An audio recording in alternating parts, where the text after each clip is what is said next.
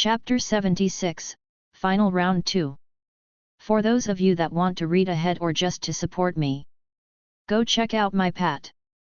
Tier 1 €4.5 Euro. 5 CH in advance on everything. 1 vote. Tier 2 €9 Euro. 10 CH in advance on everything. 2 votes. patreon.com/alcoholic_panda. discord.gg/6YYVM6TJ6T. Yo, with this chapter this FIC has over 100k words. Party popper. As of today my contract with my firm has ended. Party popper. So I'm out of a job. I am an idiot for staying this long anyway.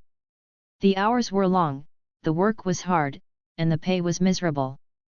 They offered me a new contract. Same job, same position, for a little bit more money. Hell no. I'd rather look for another job. This was proven to be a good decision. Today was the last day. And the bastard boss wanted me to work the hardest. So he could use me to the max before I leave. I just left XD. Anyway, enjoy the chap guys. Word count 1075. Number. Begin. The boulder charged. His 10-meter frame left cracks in the ground with each step. He took a large swing at Coto. And hit the ground where was while drawing his fist back. Hey! On the spot where he swung was carved out in an arc. But Coto wasn't there. Hey you big ugly brute! Looking for someone? Boulder snaped his neck to the side locating the voice. Coto was casually standing on his fist, with an amused expression on his face. Blood rushed to the giant's face as it turned red from rage. You! But before he could do anything Coto lightly jumped and kicked like he was hitting a football, Socerball. But instead of the flying air slash. This was in a straight line. More like a bluish-white beam. The attack hit the boulder straight in the eye. The giant screamed out in pain as he brought both his hands covering his eye. Coto softly landed on the ground and watched him. After a few moments, the giant removed his hands showing a bruised eyelid. You blocked the attack by closing your eye. To be fair, it was the lowest attack I could do, so at worst you would have gotten a little more than a sting. Like a fly hitting your eye at high speed. But still well done young grasshopper. Coto started speaking in a weird way while rubbing his imaginary beard. Clearly mocking his opponent. The giant stood up and just as he was about to move, Coto does a serious kick. His leg looked like it disappeared for a second. Then an extremely fast line zoomed in the air hitting him straight in the shoulder. Fuck. The force was strong enough to twist his shoulder making him lose balance and stumble to the ground. Most likely what would have happened if someone threw a punch in your shoulder without you defending. Did you drop a coin or something? Coto continued with his mocking. Which was very unusual for him to keep it going this long. A few people in the audience noticed this and started to wonder what he is planning. Shut up! You bastard! The 10-meter giant quickly got on his feet and raised his leg backward wanting to kick Coto like a ball. But Coto just smirked and waited. When the foot was about to kick him he quickly sidestepped and did a strong push on his ankle with both hands.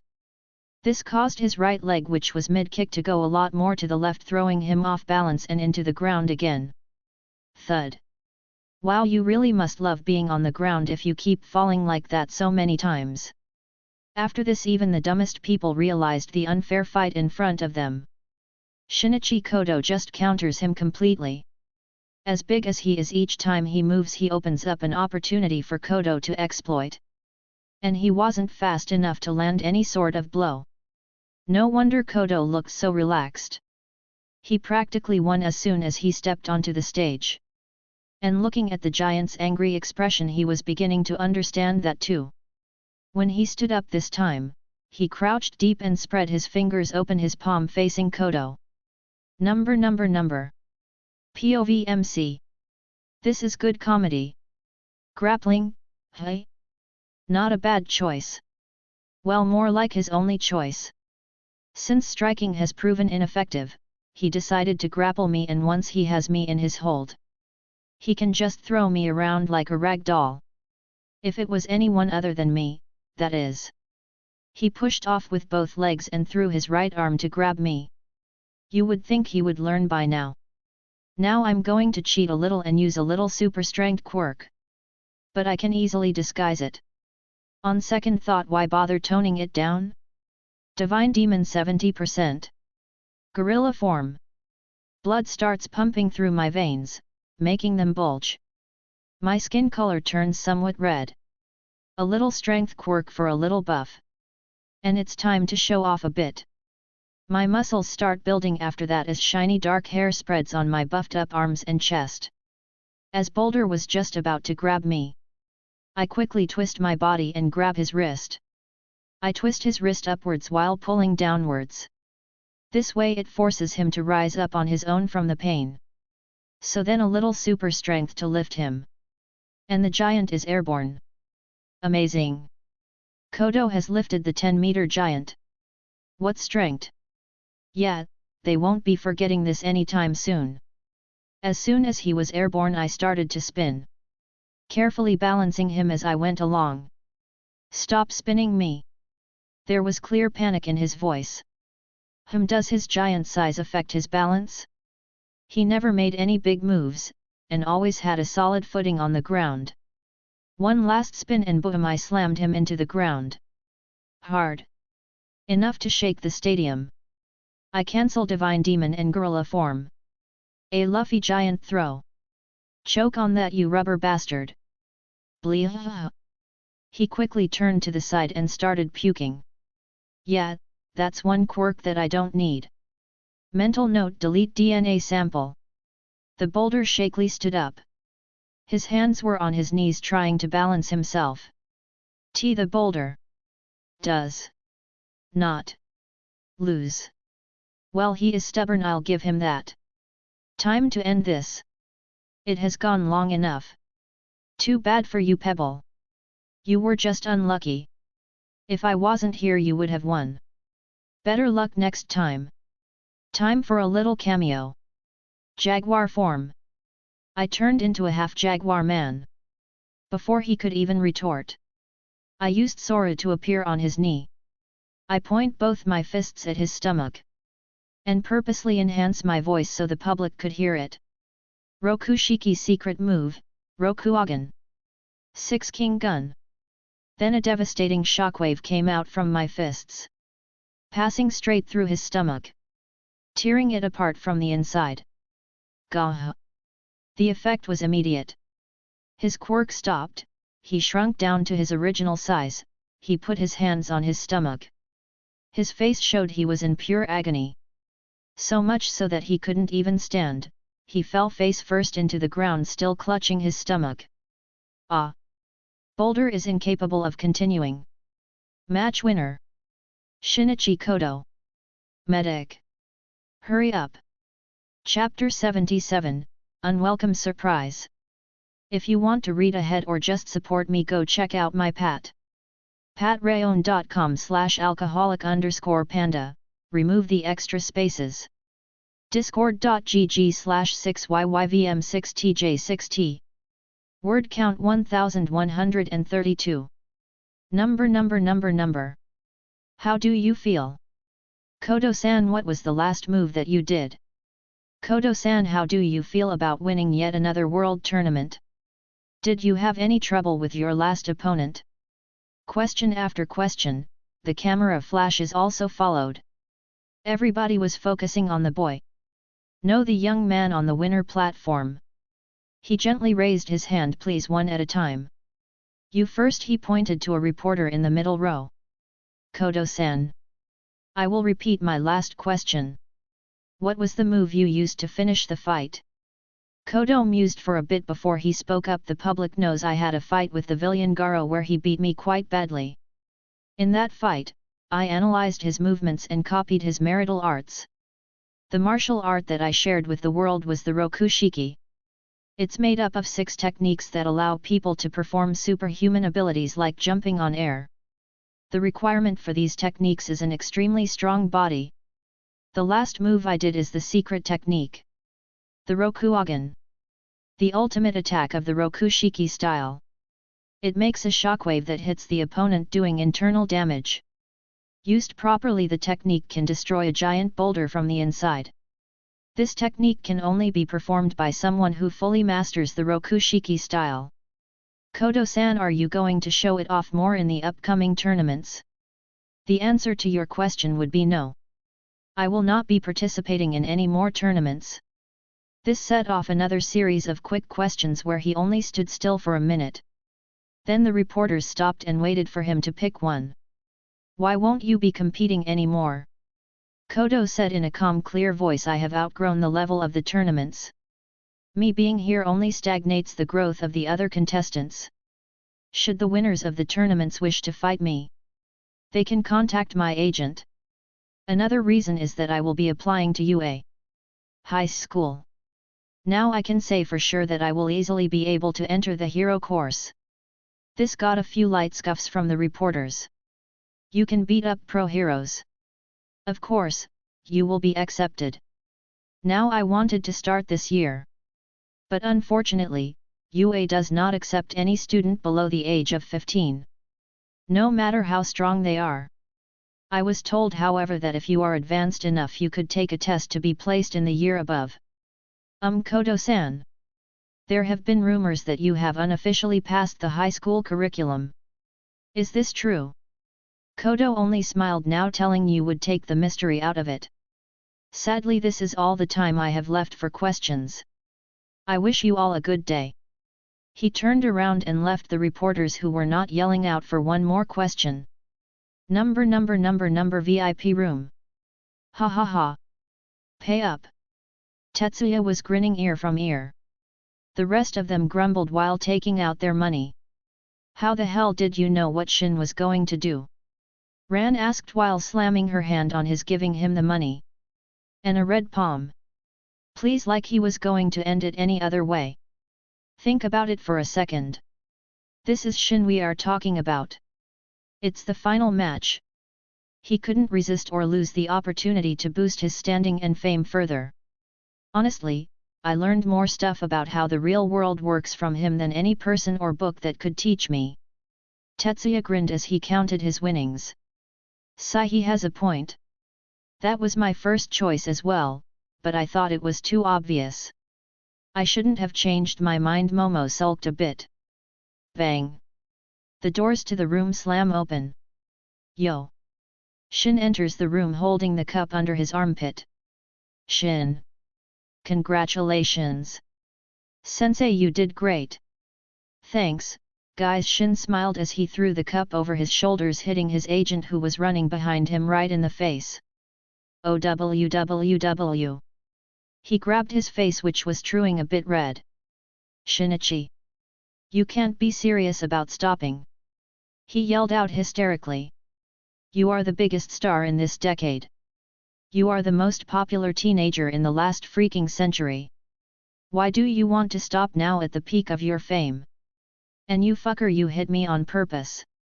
Shinichi just laughed in his face. Peak of my fame? You mean the peak of my fame as a martial artist? I have already done it all. Fought the best. Now there is nothing left for me to do. No title left for me to take. I don't plan on wasting any more time on this. Then Shinichi grinned at him and his friends. As for my fame, please. What do you think will happen when I become a hero? Hey, you will surpass all the other heroes. Well, everyone except All Might. He has cemented his position. The hero rankings are a glorified celebrity contest. It's all about fame. All Might has been a hero for over 3 decades. You won't be able to beat all the blind faith the population has in him. Tetsuya's words made the agent freeze in place. Shinichi as a hero. Do you plan to get another agent? Heroes have different agents for these things, he says nervously. No. You are competent at your job. Just keep working as you are and don't slack off. Shin waved his hand at him. Right. Well, since you don't plan on fighting anymore, I will go cancel all the tournaments. You said you will only fight challengers who have won in a big tournament. I'll just go set up some contracts for when that happens. We still have 2 years before you even start UA. The agent started to pace around the room. Go make it happen. And cut down on the photo shoots and TV ads. I don't need any new gigs. I have enough money to last me a long while. I did those so more people would learn about me. After all, not many people like to watch martial arts fights. Shin sat down and shooed away his agent, who could only sigh at Coto's actions. He picked up the cup and left the room. How about we go out and celebrate? Everything is on me. Coto smiled at his friends who cheered. Woohoo! Ah, it's going to be a blast. Shu smiled. What could possibly go wrong? 5 minutes later, near the stadium exit, Coto and his group were walking in the hallway. Just as they were about to exit, Kai so many has been stabbed. Chapter 78, Murder. If you want to read ahead or just support me, go check out my pat. Or just read my other FICs. I have like 10 of them, up to ch10. Drafts, ideas, plans, polls. Check it out and see if you like what I got. Tier 1 5 chaps ahead on everything, 1 vote. Tier 2 -10 chaps ahead on everything, 2 votes. Patreon.com/alcoholic_panda, remove the extra spaces. Discord.gg/6YYVM6TJ6T. Word count 1066. Canon has started. Officially from ch88. So in 10 chapters. Canon/start of the plot. Freaking finally after 87 chapters. I made this way too long. Enjoy the chap. BTW started a chat group FIC. One of the chaps hit 3,800 word count. But on average it's 2,000. Glad to see I'm improving. Anyway, enjoy the chapter. Beer mug panda face. Number. You have got to be joking me. I'm just standing there and looking at the people around the corpse. That god is really taking this Shinichi Kudo thing way too far. First was the name. Then Ran and her mother Eri. Now I'm involved in murder cases. Someone really likes Detective Conan. Who the fuck gets stabbed in a stadium? This is definitely not a coincidence. The black organization might be here too. Those are slippery bastards. I haven't managed to find any trace of them since the festival incident. Now I have to search this whole place for them. I subtly press my hand on the nearest electronic device. And use my quirk to backtrack all the way to their systems. And I move away. A few minutes of extensive searching and I found their system.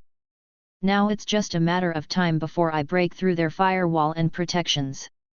I see 2 people rushing at the body. Clear the way, Detective Naomasa shouted. Behind him was a skinny blonde man. He was skinny. Sickly thin. His cheeks were sunken in and had huge eye bags, possibly from the lack of sleep. He looked like he was about to collapse from a little push. Damn, Naomasa looked at the body and cursed. Nobody is allowed to leave the building. He yelled out as he grabbed his phone and started to call his colleagues. Great, just great. We will be stuck here for a few hours. Momo and Ran grabbed my arms, both of them shaken up from the scene. How terrible, I hear Takako mumble. Tetsuya quickly wrapped his girlfriend in a tight hug. Even the usually cheery Shu had a grave expression on his face. Sigh, wait here for a bit. I'll go see if I can speed this up a bit. If we leave it to them we could be here all day. I turn around and pat Momo and Ran on their heads to call them down further. It will be fine, just leave it to me. I leave the group and walk up to Naomasa and All Might. Hello, Detective Naomasa. Good to see you again. Though I wish it were under better circumstances. I chose my words carefully. This man's quirk is a giant pain in the ass. Ah, Coto Shonen. It's good to see you. Congratulations on winning the tournament. You really are something special. Naomasa tries to laugh but it sounds fake. You can't expect a man to joke in this kind of situation. I turn to All Might, who was next to him. God, he looks so weak in this form. Oh, this is my friend Toshinori Yagi. He points to Skinny Might. Young man, that was an impressive show of strength. You will make a fine hero someday. He gives me a bright smile. I smell the air before grinning at him. Yagi-san, good to see you again. If I recall, the last time we met each other was 2 months ago. That's when the last spar was. Skinny Might's jaw dropped. He shakily pointed his finger at me. Why, you know? I just shrugged my shoulders. You really shouldn't be so careless. You have the same scent in both forms. So I easily recognized you. You need to fix that before you are found out. Skinny Might slumped. Mumbling, how could have I been so careless? Shonen equals young man. Coto Shonen, this has to stay a secret. Very few know about this. If the public I cut his rant. Ever finds out, there will be death, chaos, and destruction by people who would use your weak health as a sign to let loose. Is that about right? Skinny Might's sweat dropped. Well, yes. I smiled and shrugged. Don't worry about a thing, Yagi. I won't say a word about this to anyone. But man, ALL40NE sure did a number on you. Hope you got him back. His expression instantly changed. Like a cat whose tail has been stepped on. How do you know about that, Coto Shonen? He said in a grave, deep voice. You must be joking. It was all over the net. You just need the brain to figure it all out. A little while after I got out of the hospital, I looked for you for a spar. Your secretary said you were unavailable for everyone at the time. Some family emergency. Then there is that huge forest that was decimated around that time. But how did you know it was all for one? People like to talk. Especially businessmen. If a big player like All for One suddenly disappears from the underworld, there is going to be a lot of chatter. You just need to be able to find that. Something I'm assuming you didn't do. Naomasa and Skinny Might were totally dumbstruck. Their mouths were open and they couldn't find the words to reply.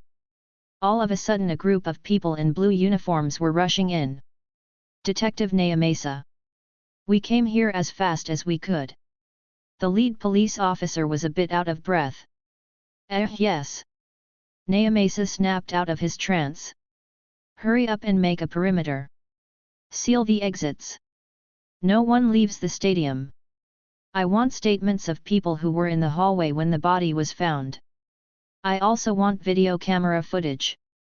While Naomasa was giving out commands, I just face-palmed. Now we have to wait even more. Fuck my life. Sir, the body has been dead for less than 10 minutes. There is not a lot of blood around the body. And it's still warm. The mortician shouted out. That's great. Naomasa shouted and people looked at him like he was a creep. What I mean is that the culprit might be in the hallway. We don't have to search the whole stadium. The result was a lot of released size by the policeman. I want statements of everyone in this hallway. Which will take at least an hour. Sigh, it looks like I have to get involved. That won't be necessary, I say a bit louder than I usually do to make sure everybody heard me. What do you mean, Koto-san? Naomasa was confused. I'm saying I know who the culprit is, I say calmly while looking at his stupefied expression. You what now? I point my finger amongst the crowd. The culprit is him. Chapter 79, Murder. 2. The culprit is him. Everybody's head snapped in the direction the finger was pointing at. The person in question was a normal middle-aged man. He had sandy yellow hair. He wore normal rectangular glasses, along with a blue shirt and brown trousers. When everybody's attention was on him, he paled and shakily brought his finger and pointed at his face. Me. He squeaked out. No, no, no. There has to be some sort of mistake. He started to panic. Everybody turned back to me. Ano. Koto-san. Are you sure it's him? Do you have any proof for your accusation? Naomasa asked me quite clearly, not believing in me. I ignore him and turn to the culprit. What's your name and where were you 10 minutes ago? I said in an answer now or I'll slam you into a wall tone. Hi. Yes. My name is Momo Tora. And 10 minutes ago I left my seat and started to climb down the stairs. I just nodded at that. Good. Now see here. I just won the tournament and would like to leave with my friends. Which won't happen until the culprit is found. So to speed things along I used my quirk to find out the murderer. How would you do that? Nayamasa asked me, clearly confused. I used my quirk at all. I did it in 2 ways. First, I used my increased sense of smell to find the scent on the corpse. The scent led back to this man. The culprit started panicking. I could have just bumped into him. To which I calmly nod true. But that doesn't explain the scent of his blood on your hands. The second way I checked was by asking you questions. When you started to talk to me, your heartbeat rose a bit. You lied about where you were. Something Detective Nayamasa should have picked up on if he used his quirk. I sent a pointed look at the man who only looked down in shame. Ahem. Would you please answer some questions for us? Nayamasa coughed in his hand before activating his quirk. The culprit started to panic. Were you the one who killed this man? Nayamasa looked at him dead in the eyes. So was everybody else in the hallway. I did. Slump. The culprit's knees gave out and he fell on his ass. Well, it appears that we have our killer, Skinny Mite said in a grave tone. Surprising everyone. That such a thin man could speak like that. Yeah, like it's that easy. Just as I was about to question him more, I heard footsteps. Tap tap tap. Bam. The doors flew open. A tall man in a dark blue suit showed up. He has high cheekbones, a short mustache, and short black hair.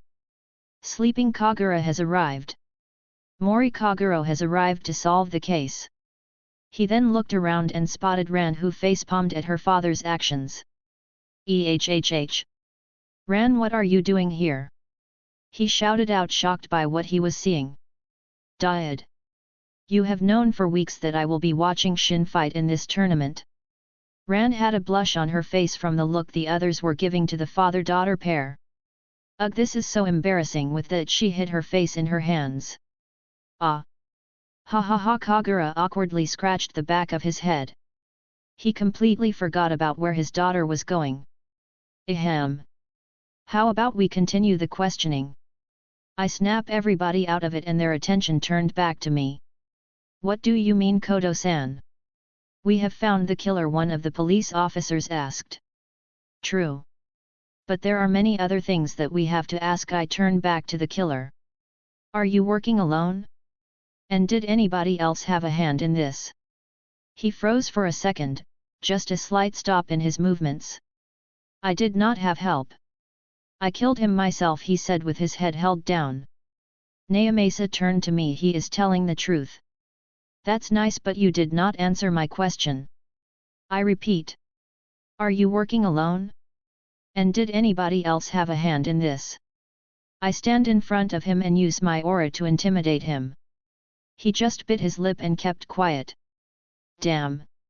He has accomplices. But won't sell them out. Fuck, now I have to do this the hard way.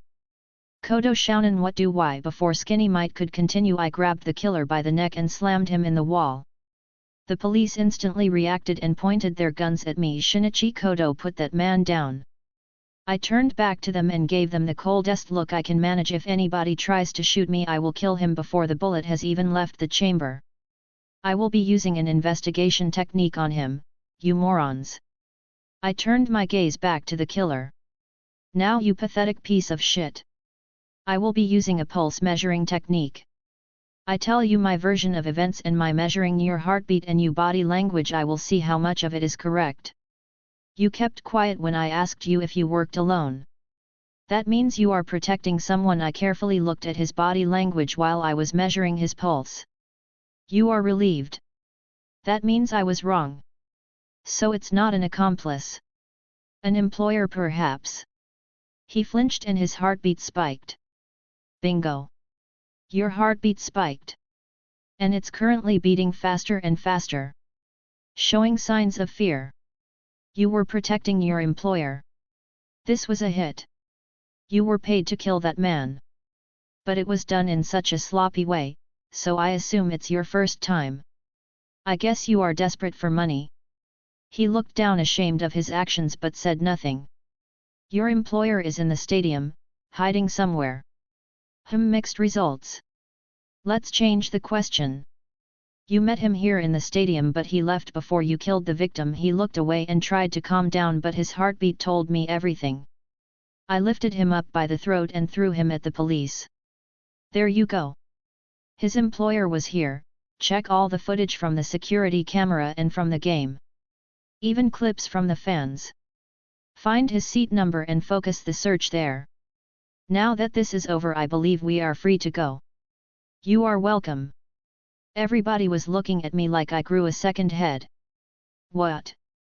Get to work so we can leave. The police scattered at my words. Coto-san Naomasa approached me. Naomasa-san, I have had a very long and tiresome day. I would like to leave so I can spend some time with my friends and family before I leave for my world tour. If you need anything else I will stop by the police station before I leave. Is that acceptable? Detective Naomasa stopped to think for a bit. Yes. That would be all right. I'm sorry for the trouble, Coto-san. You and your friends can leave. I just nodded. Me and my group soon left the stadium. Yoshin, where are we going? Tetsuya asked while yawning. I don't care. Any restaurant that has pizza. I'm starving. I could use my spare energy but that would be a waste. Sensei, were you serious about the world tour? Momo looks at me. I can see the sadness in her eyes. Ran was also looking at me expecting my answer. Yes. I finished my education. Even the high school stuff. The only reason why I haven't passed the tests is because I want to go to UA. I will be going around the world to experience different things and meet interesting people. In other words, go copy some interesting shit and steal some stuff. Time for Garu and Kaito Kid to go international. I can make it look like Garu is following Shinichi. But Kid will have to rob different cities. So I will need to grab a teleport quirk or warp quirk. But those are rare. Then Sensei, can I come with you? Momo stood in front of me filled with resolve. Now how do I handle this? Momo, I will be going in a lot of dangerous places. If you are serious about following me I will give you a test. If you pass it I'll consider letting you come with me. Momo brightened up. Hi Sensei. Chapter 80, Momo's Test. If you want to read ahead or just support me, go check out my pat. Or just read my other FICS. I have like 10 of them up to ch10. Drafts, ideas, plans, polls. Check it out and see if you like what I got. Patreon.com/alcoholic_panda, remove the extra spaces. Discord.gg/6YYVM6TJ6T. Yo! On ch90 the entrance exams are beginning. We are finally starting with the plot. Sorry, it took so long. Anyway, this is mostly a filler chap I made for Momo. Enjoy the chap. Word count 1356. Now ever since I told Momo she would have to take a test, she has been working really hard to prepare herself. Ran on the other hand has been depressed. And started to distance herself from me. Well, I expected this honestly. Ran is a normal teen. Sure, she practices karate. But her goal is to follow in her mother's footsteps and become a lawyer. I think the only reason she didn't ask to come with me is because I emphasized that it will be very dangerous. I'm actually glad she isn't like normal brain-dead teens that just rush into danger without any plans whatsoever. So here we are, me and Momo are dressed in street camo gear. Mainly dark grey and blackish colors. It's retarded to think that dressing pitch black will help you hide better. True, it helps with the shadows. But only there. You go anywhere else and it's pretty noticeable that a black shadow moved. Most buildings are brightly colored in general. Even if it's night, you put a black figure there and it will be easily spotted. So you ready, Momo? We are standing in the shadows on top of a building. Hi sensei, she said it calmly, but her body language was the total opposite. She was excited and a bit impatient. Well, I get the feeling. This is the first time she has been on a night patrol. I usually do these as Garu to get more blood samples to develop more quirks. That reminds me. I need to fill up my energy reserves. I have been using a lot of energy lately developing interesting quirks. So me and Momo are patrolling for about an hour. We met some punks trying to mug people. Momo put them down fairly quickly. Then just made some special cuffs for them. I took it a step further and stripped them naked and tied them with a rope in front of the doors of nearby houses. They will have quite a surprise when they open their doors. It was after that things got real. We are standing on a rooftop looking down at an ally. There was a woman is about to get raped by a gang and a hero is standing there taking money from the boss. Pleasure doing business with you, Hiro-san, the boss smirked as he watched his men tear the clothing of the woman. A guy has to eat. Being a hero doesn't bring any money in unless you are famous. It's a rough industry. The hero shrugs his shoulders while counting the money. Oh, and don't forget to finish her off. She has seen our faces. Yeah, no problem. Hey, wanna stick around and have a go? This one is very hot. She looks like a model. He smiled lecherously as he looked at the woman. Well, now that you offered, the hero starts to unzip his pants.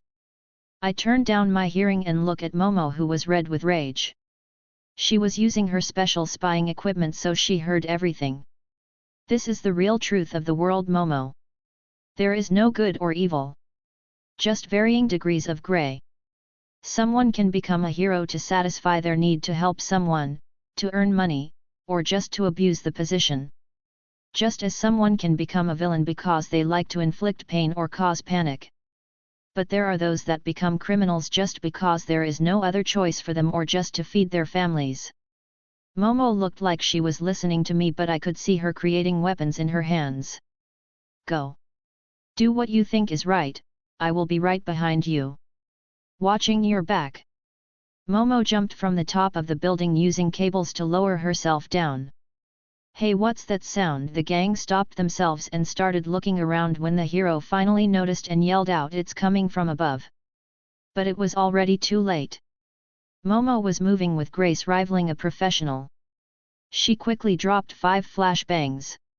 Each is positioned in such a way that it would catch all of them in the range. While they were looking down at the flashbangs as they hit the ground, Momo threw paralyzing daggers right in their chests since she was less likely to miss in comparison for aiming for a limb. She took out 4 of them before she even dropped the ground. As soon as she landed, she assembled her bow staff and started knocking them down. Since the hero and the boss are the most dangerous, she eliminates them while they are still blinded by hitting them in the balls, then on the neck with an overpowered taser. The rest were taken down quite easily as well. The fight lasted less than 2 minutes. Very impressive for her age, even if they were the weakest criminals possible. But here is where she snaps back to reality. She goes to check on the gang members she hit with the daggers only to find one of them dead. This results in Momo starting to shake and cry before falling on her knees. I used some metal quirks to nudge her thoughts in a certain way from the start. She uses all the training I have her and the weapons she created to defeat them. I knew she had it in her. But she doesn't have the mindset to deal with the aftermath. That's why I made sure one of the daggers would hit right near the heart. Killing that lowlife. That is the real reason we are here tonight. Once she realizes what she has done, she starts to cry and panic. I kneel down beside her. All she was saying is that she a murderer. Momo. I say softly, but she doesn't react. Momo. Look at me. She raises her head, tears still streaming down her face. You did nothing wrong. She immediately starts to shake her head. No. I killed him. I'm a murderer. She starts to cry even harder. Momo, if it wasn't for you, that woman would have been raped then killed. You saved a life. An innocent life.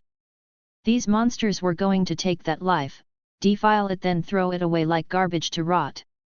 You have nothing to be ashamed of. You killed him by accident, it wasn't your fault. I knocked out the woman as soon as Momo threw the flashbangs. She hasn't seen anything. But what would my parents say?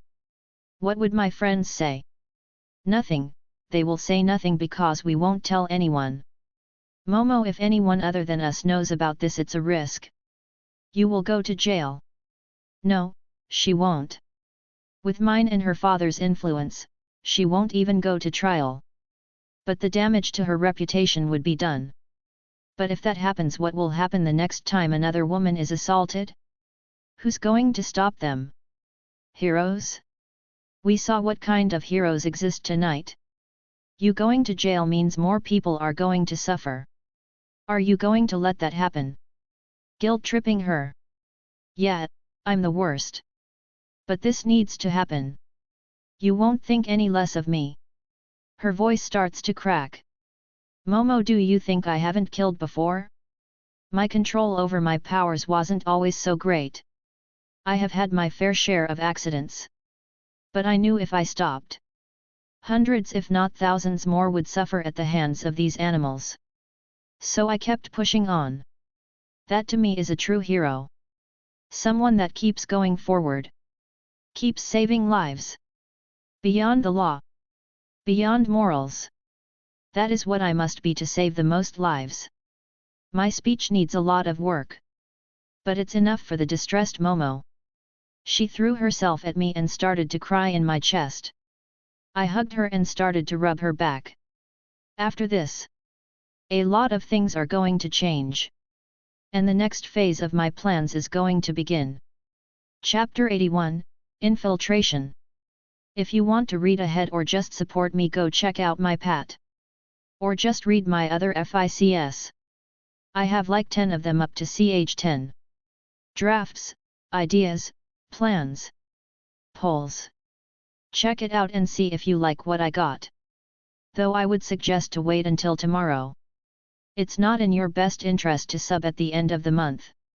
You may get charged again on the 1st of the next month. Patreon.com/alcoholic_panda, remove the extra spaces. Discord.gg/6YYVM6TJ6T. There are loads of other FICS on my Pat. Recently I have been doing a chat group FIC. I have been having a blast with that one. Longer chaps on those as well. Since they are easier to write. Like by a lot.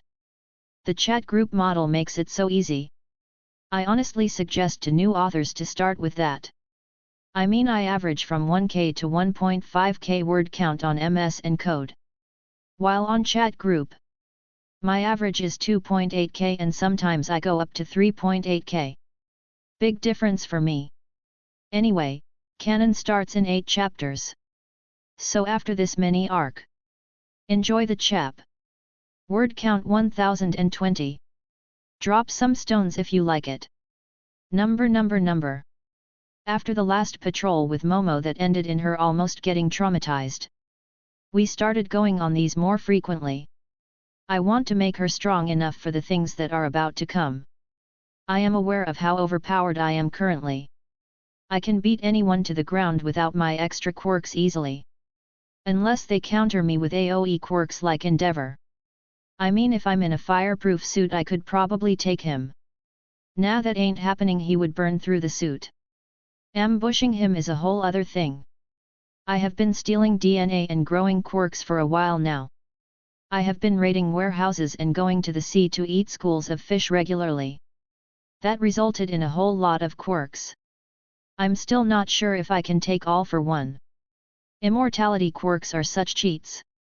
Sure, I got regeneration too. But I need to get Nomu's quirks. At the minimum before I can even think about facing him. That alongside many others. I'm not rushing anything like the no-brain heroes here. I have had to take risks at the start just because I didn't have any other options at the time. I still remember the feeling of getting my legs burned off by Animal's suicide explosion. Not my best moment. But currently, I found something that could be game-changing.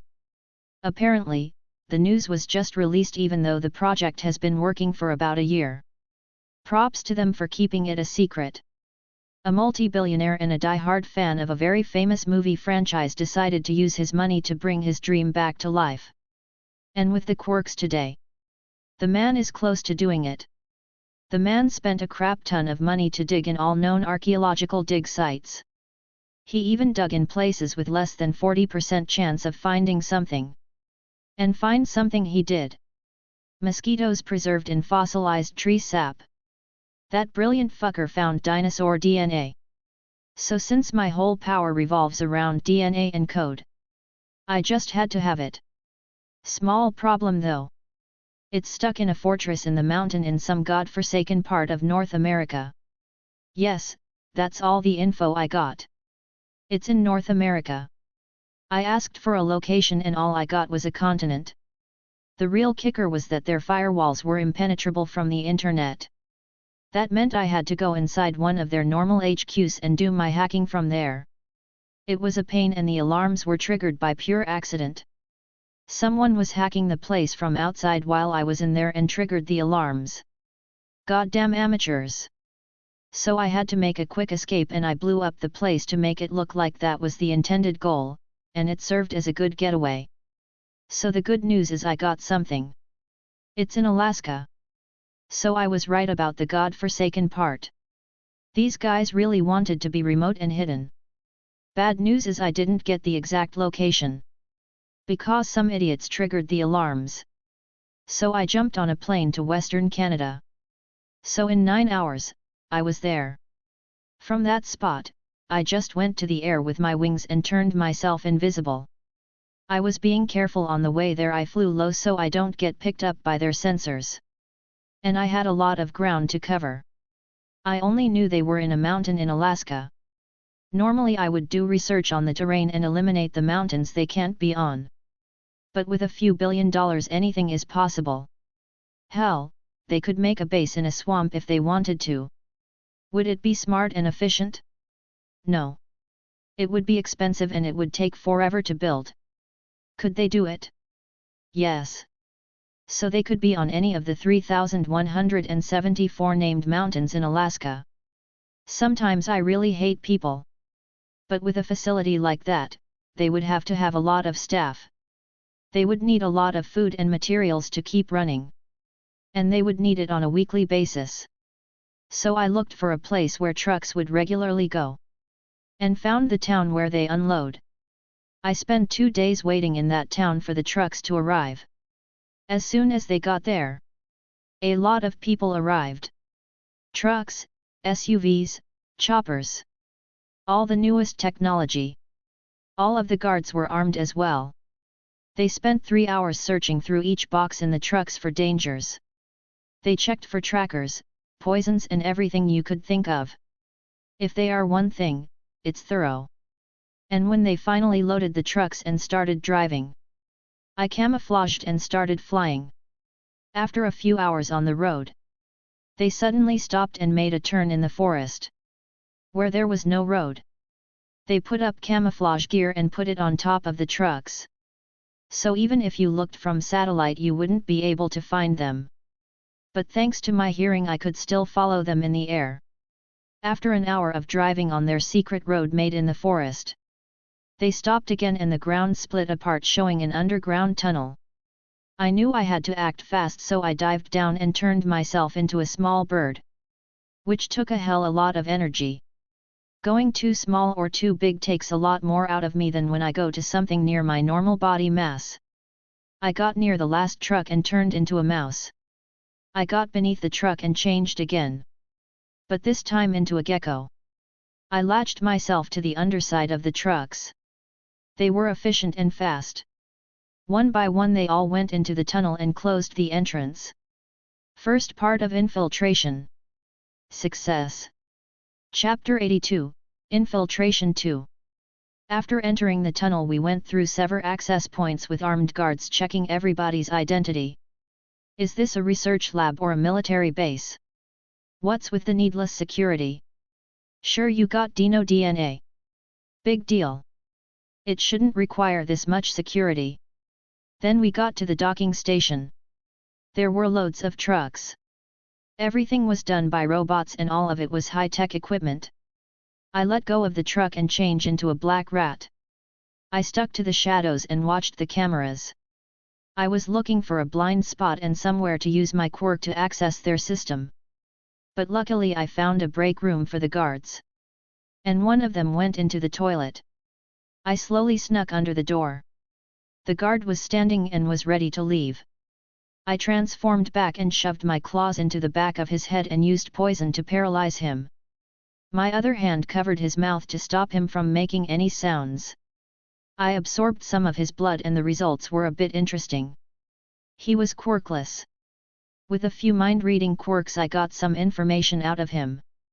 His brain was destroyed in the process. I grew myself to match his body state and took his clothes. I disposed of the corpse by draining him of all his blood and vitality and turning the rest into dust, then throwing the dust in the trash can. I used some makeup and my own quirk and the few cosmetic quirks I have to make myself look like him. I got out of the toilet and returned back to my patrol. When it came time for the shift to end, I returned back to the guard's room in the facility, where he had a PC connected to the system. I touch the PC and start using my quirk. I trace back the cables that ran all over the place. And found out that this place is freaking huge. They have definitely invested a few billion into this place. 40 billion minimum just from all of the equipment I managed to see. There is no way this is a project funded just by that Dino fanatic. Dino army. How original. Apparently, someone has a quirk similar to Coto. But he can only manipulate reptiles. So another cliché megalomaniac with plans for world domination. Ha! Never gonna happen. This plan is a bust. I can tell just by looking at it.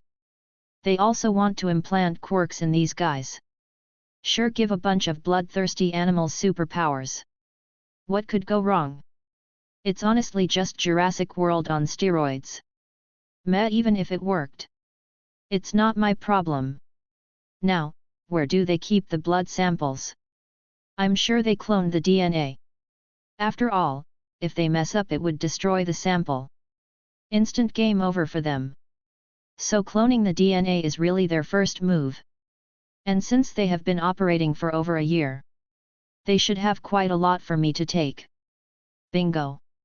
The DNA storage facility is in Sector G, where the system there has its own generator and isn't linked to the outside system or power supply. So it's like an independent space inside a giant factory. That's just overkill at this point. I mean, really? An independent laboratory within a factory hidden inside the mountain among the thousands of other mountains in Alaska. Maybe I should take notes. Food for thought. Well, let's go to the lab. I exit the guard's room and turn invisible. I already planted a virus in the system. I turned off only the heat and motion detectors. I then cut out each time a door was opened from the footage. After 15 minutes of just painfully slow hacking the codes for the doors and the system, I got to the entrance. And I froze in place. There is only a modern keypad door leading to a circular hallway leading to the old-school iron doors that are opened with a key. My instincts told me not to move from the spot I'm standing on. I shift to my chimera from. That's just taking something from each animal and using it in the needed situation. My senses go into overdrive. I also go to Divine Demon to get the blood pumping faster, increasing my senses further. And then I focus them on the hallway. All I'm feeling from that hallway is death. If I step in there I'm definitely dying. But how? There is nothing on the system about this. Well, if I can't find the data, I'll check the thing manually with my quirk. I put my hand over the keypad and search the entire hallway from top to bottom. But a load of sensors, every possible kind plus lasers. They even went the extra mile of getting old-school extra-thin tripwire and pressure plates. All of them were hooked up to some containers that were behind the walls and ceiling. Poison? Chemicals? But I should be able to survive both of them. So why are my instincts telling me I will die? I made sure I was immune to every modern poison. Modern. I'm an idiot. They study dinosaur DNA. Of course, they got their hands on some ancient diseases. Yet, I got nothing against that. I probably should have stolen a hazmat suit. Now how do I clear this?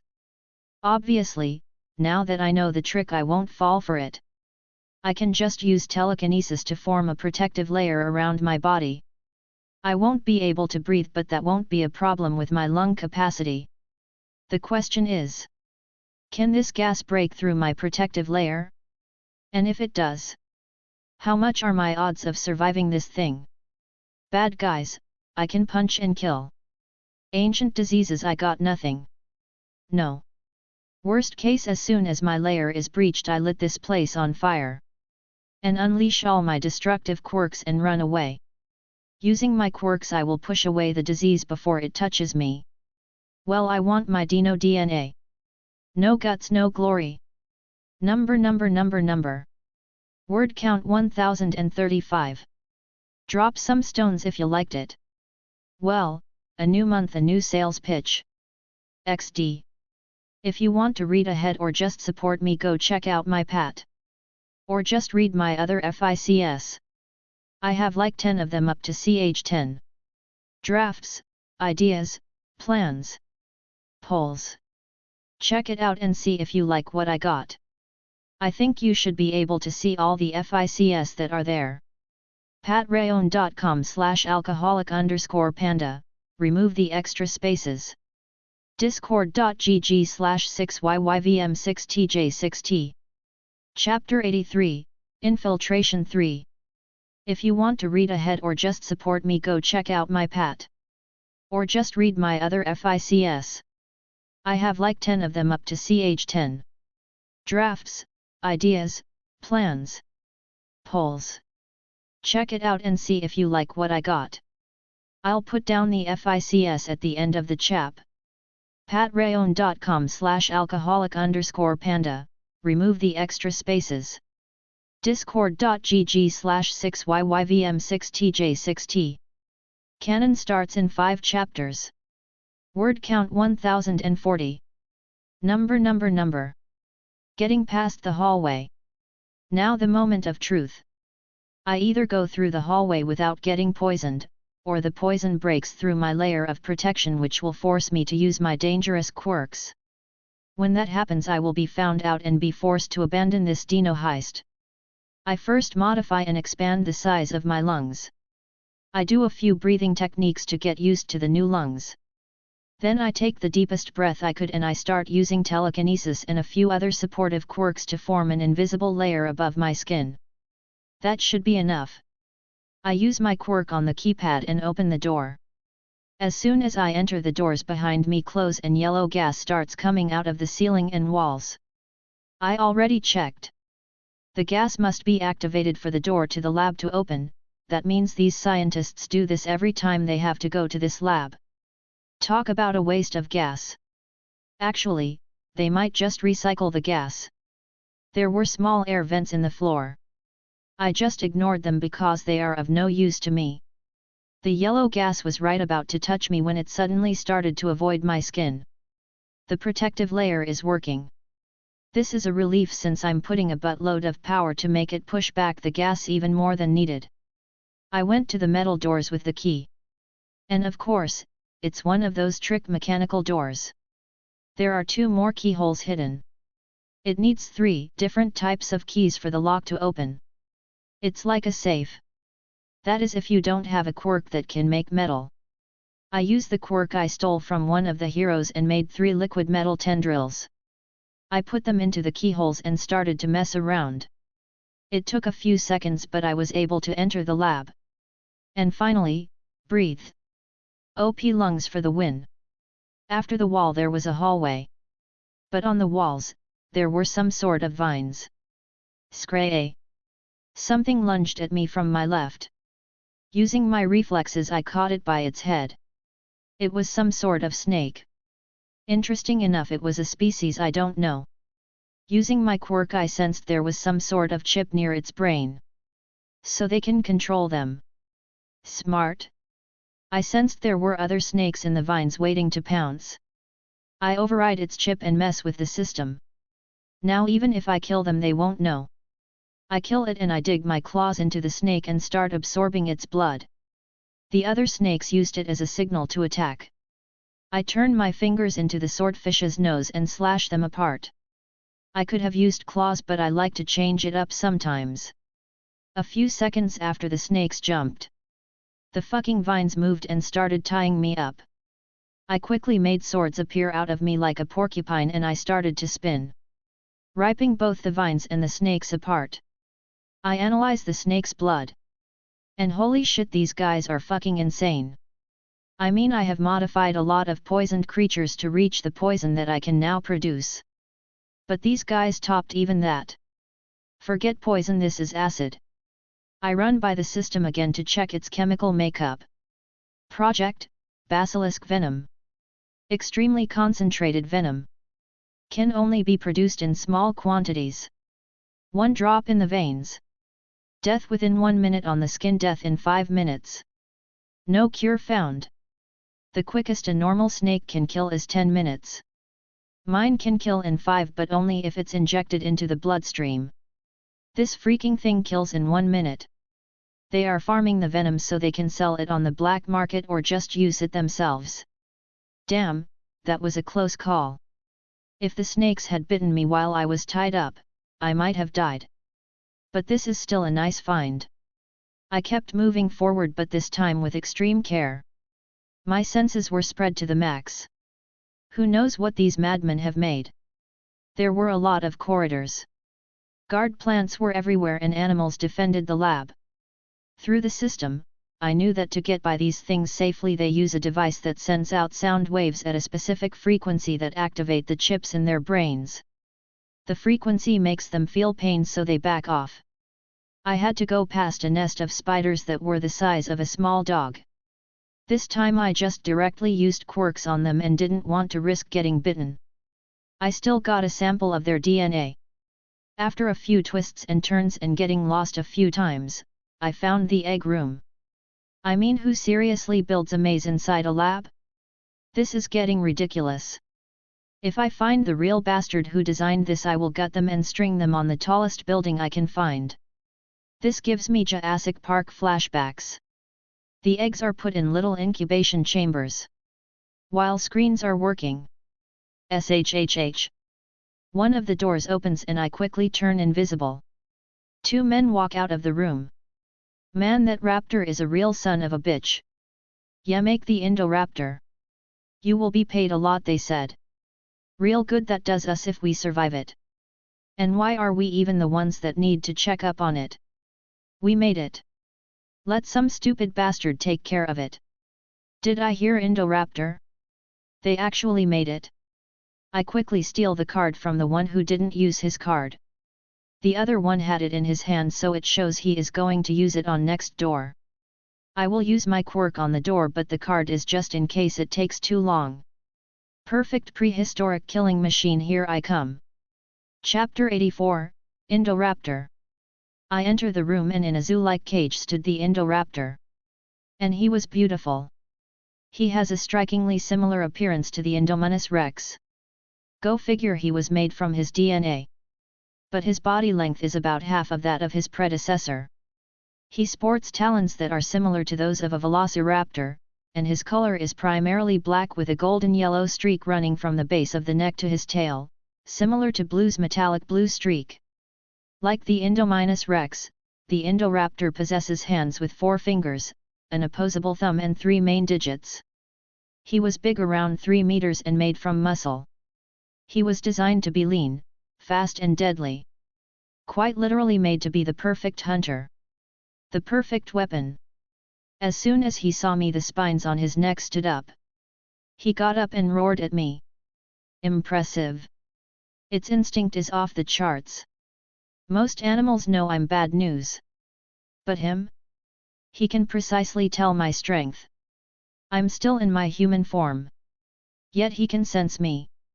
All of me. He knows I'm dangerous. That I'm stronger than him. I turn hand into a swordfish and do a quick stab to his side. I got his DNA now. He roars out angrily. He backs off a bit and goes into an attacking stance. Ready to jump at me if I were to try anything else. I'm liking him more by the minute.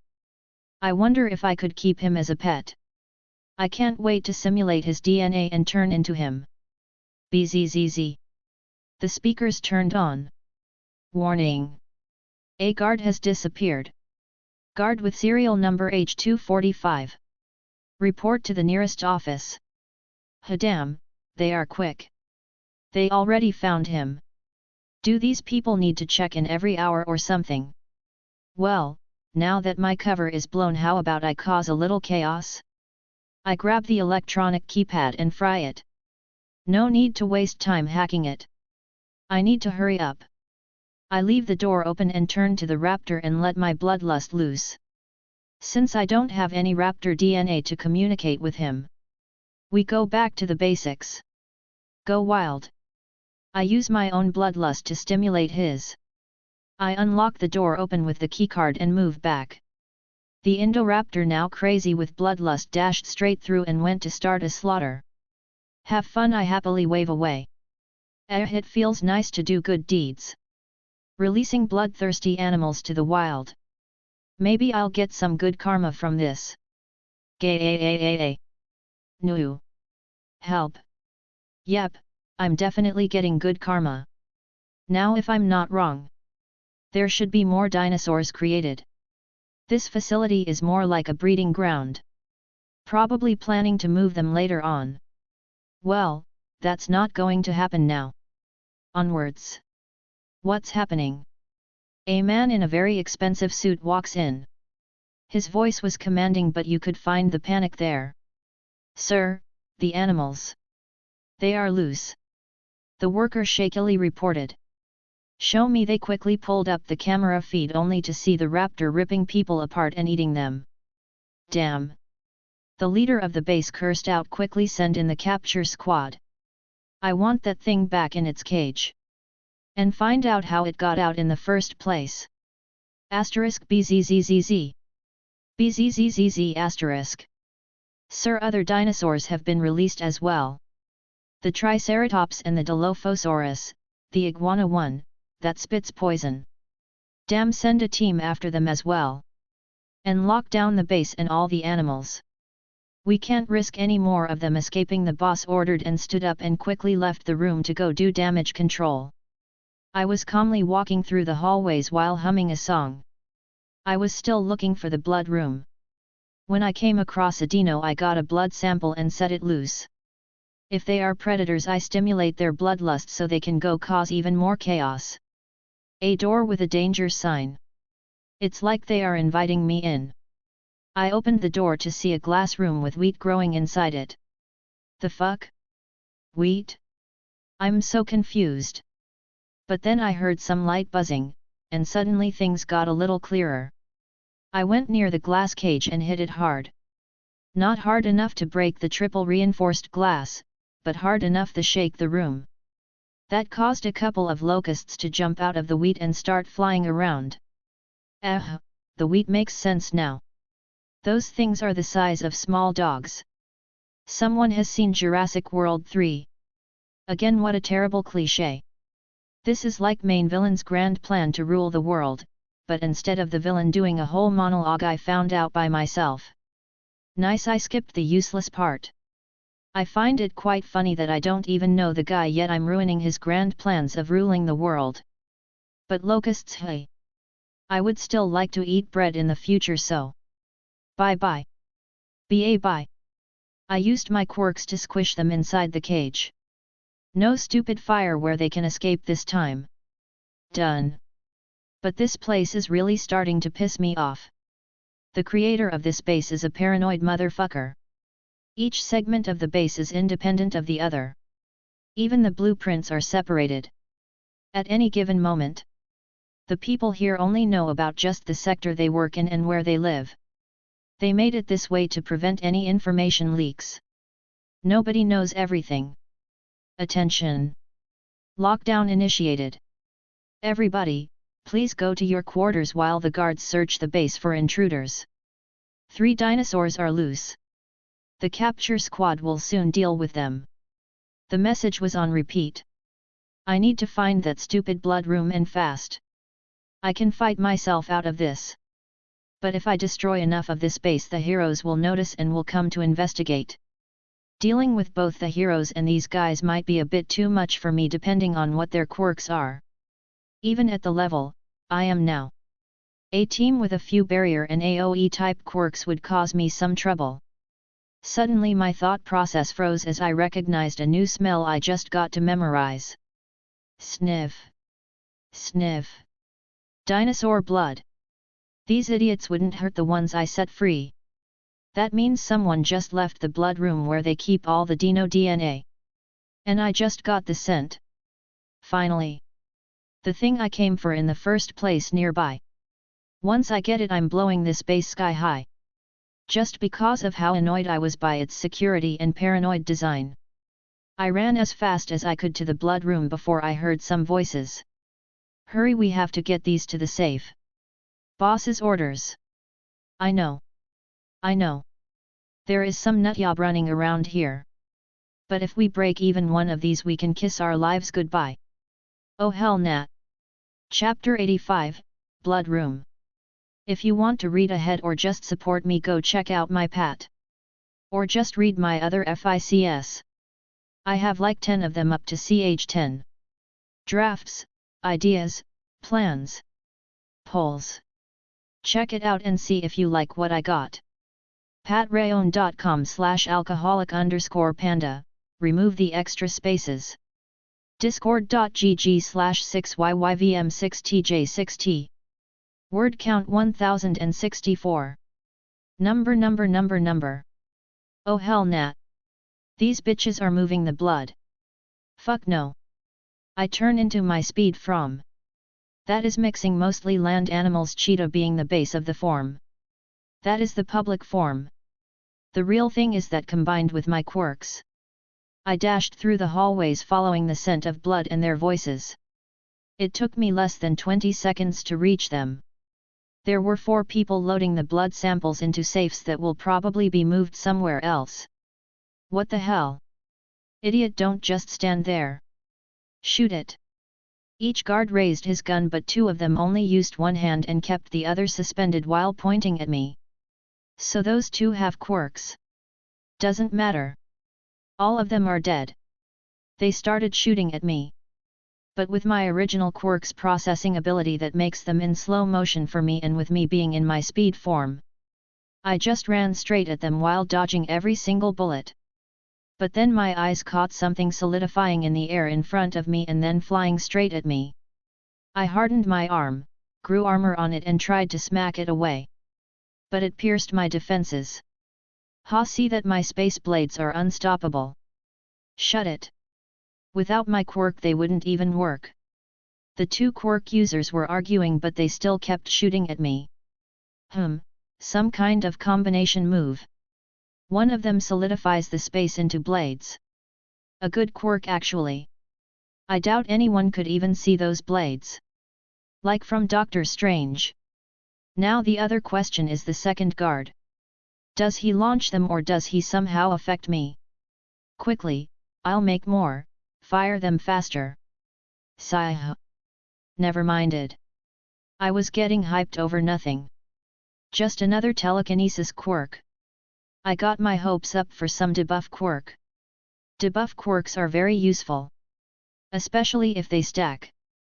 Imagine All Might tripping on the ground because you debuffed him. That would be funny. The interesting thing here is that the blade is still here. So maybe he makes them semi-permanent. Most likely a time limit, or he can only erase them all at once. Well, in that case, I grab 2 of those space blades and throw them back at them. The guards were shocked, especially since the blades were going to the 2 quirkless guards. Shit, the one with the space blade quirk quickly dematerializes all of them. Right as they were about to hit the other guards. Fuck, that was close, he breathed out. Nope. SPLCH.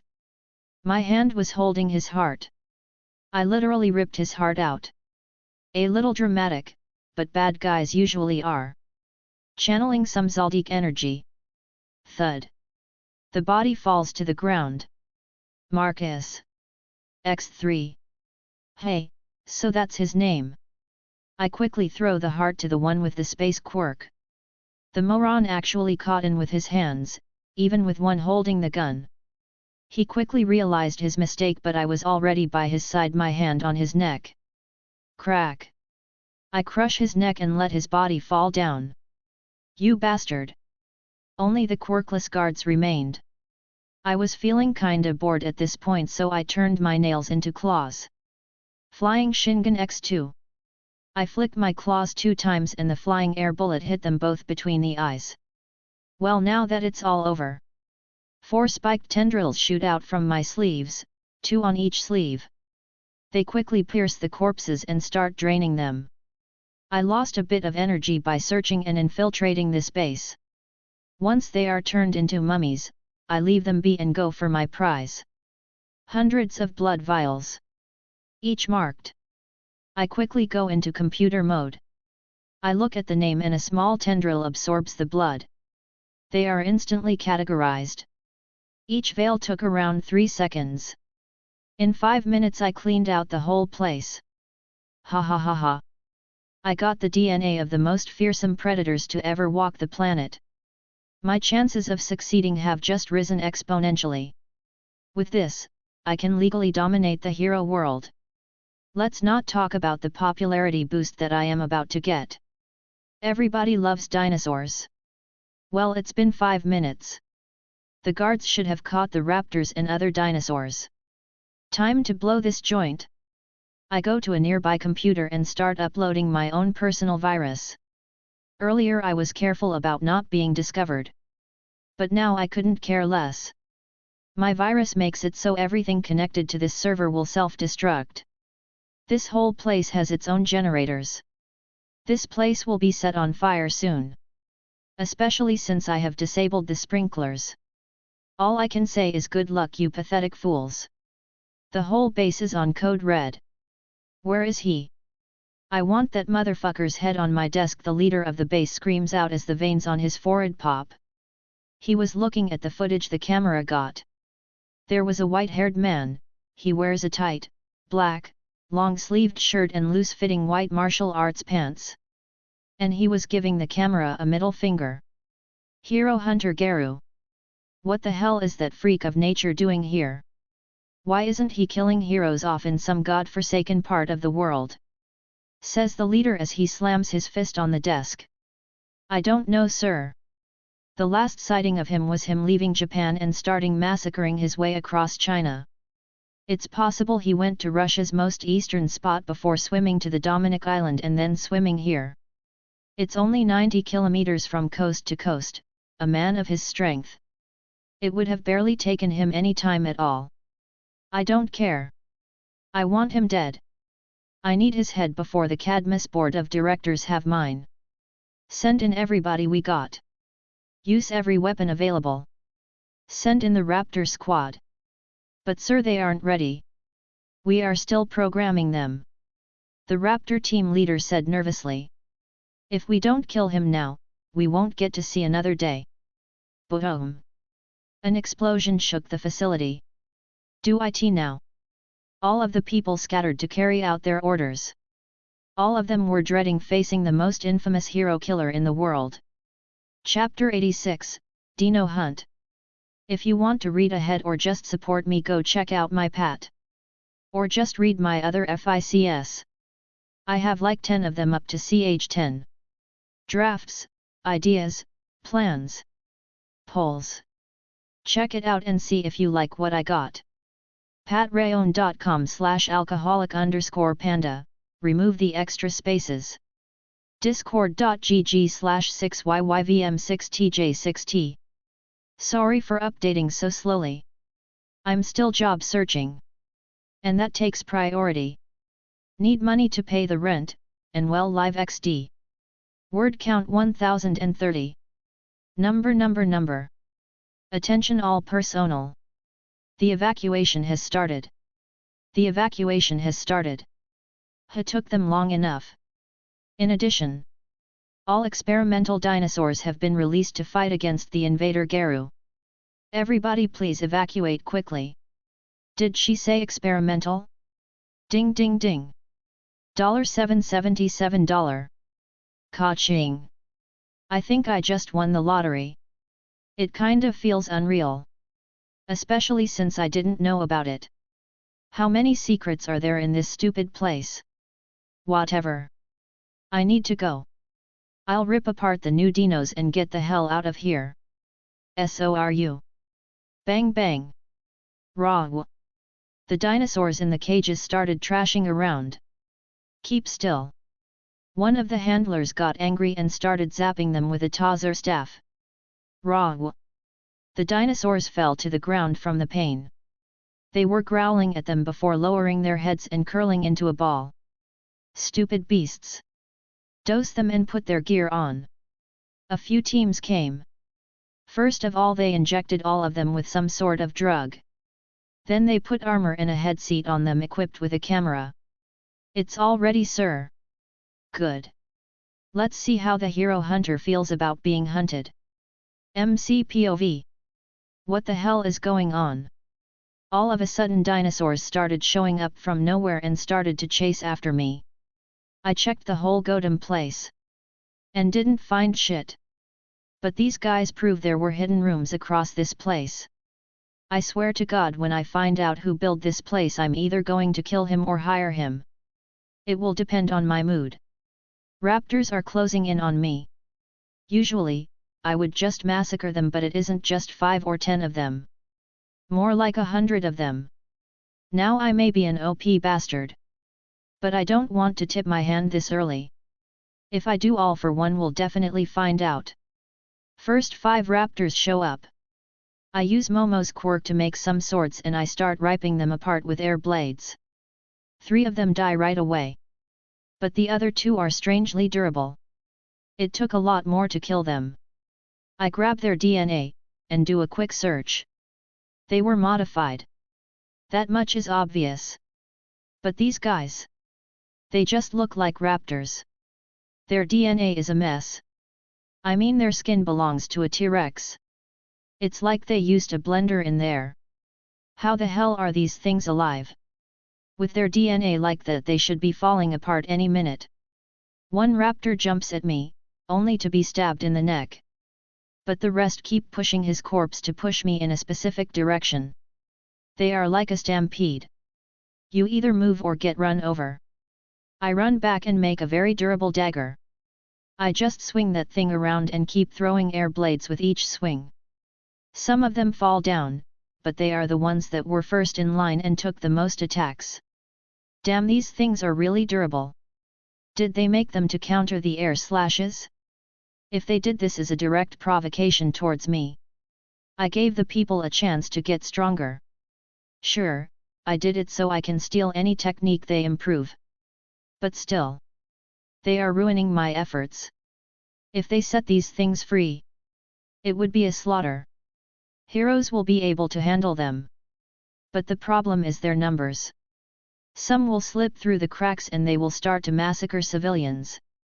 The ones who tried to train in the Rokushiki, the very few who actually had the talent to learn 1 or 2 will be useless. Which is actually fine by me. It doesn't matter to me whatsoever. So what if people die? What irks me is the fact that someone is building these things to counter my martial arts. To target Shinichi Coto. Even with my animal form, I won't be able to make deep wounds to them if I use the normal amount of strength that I show.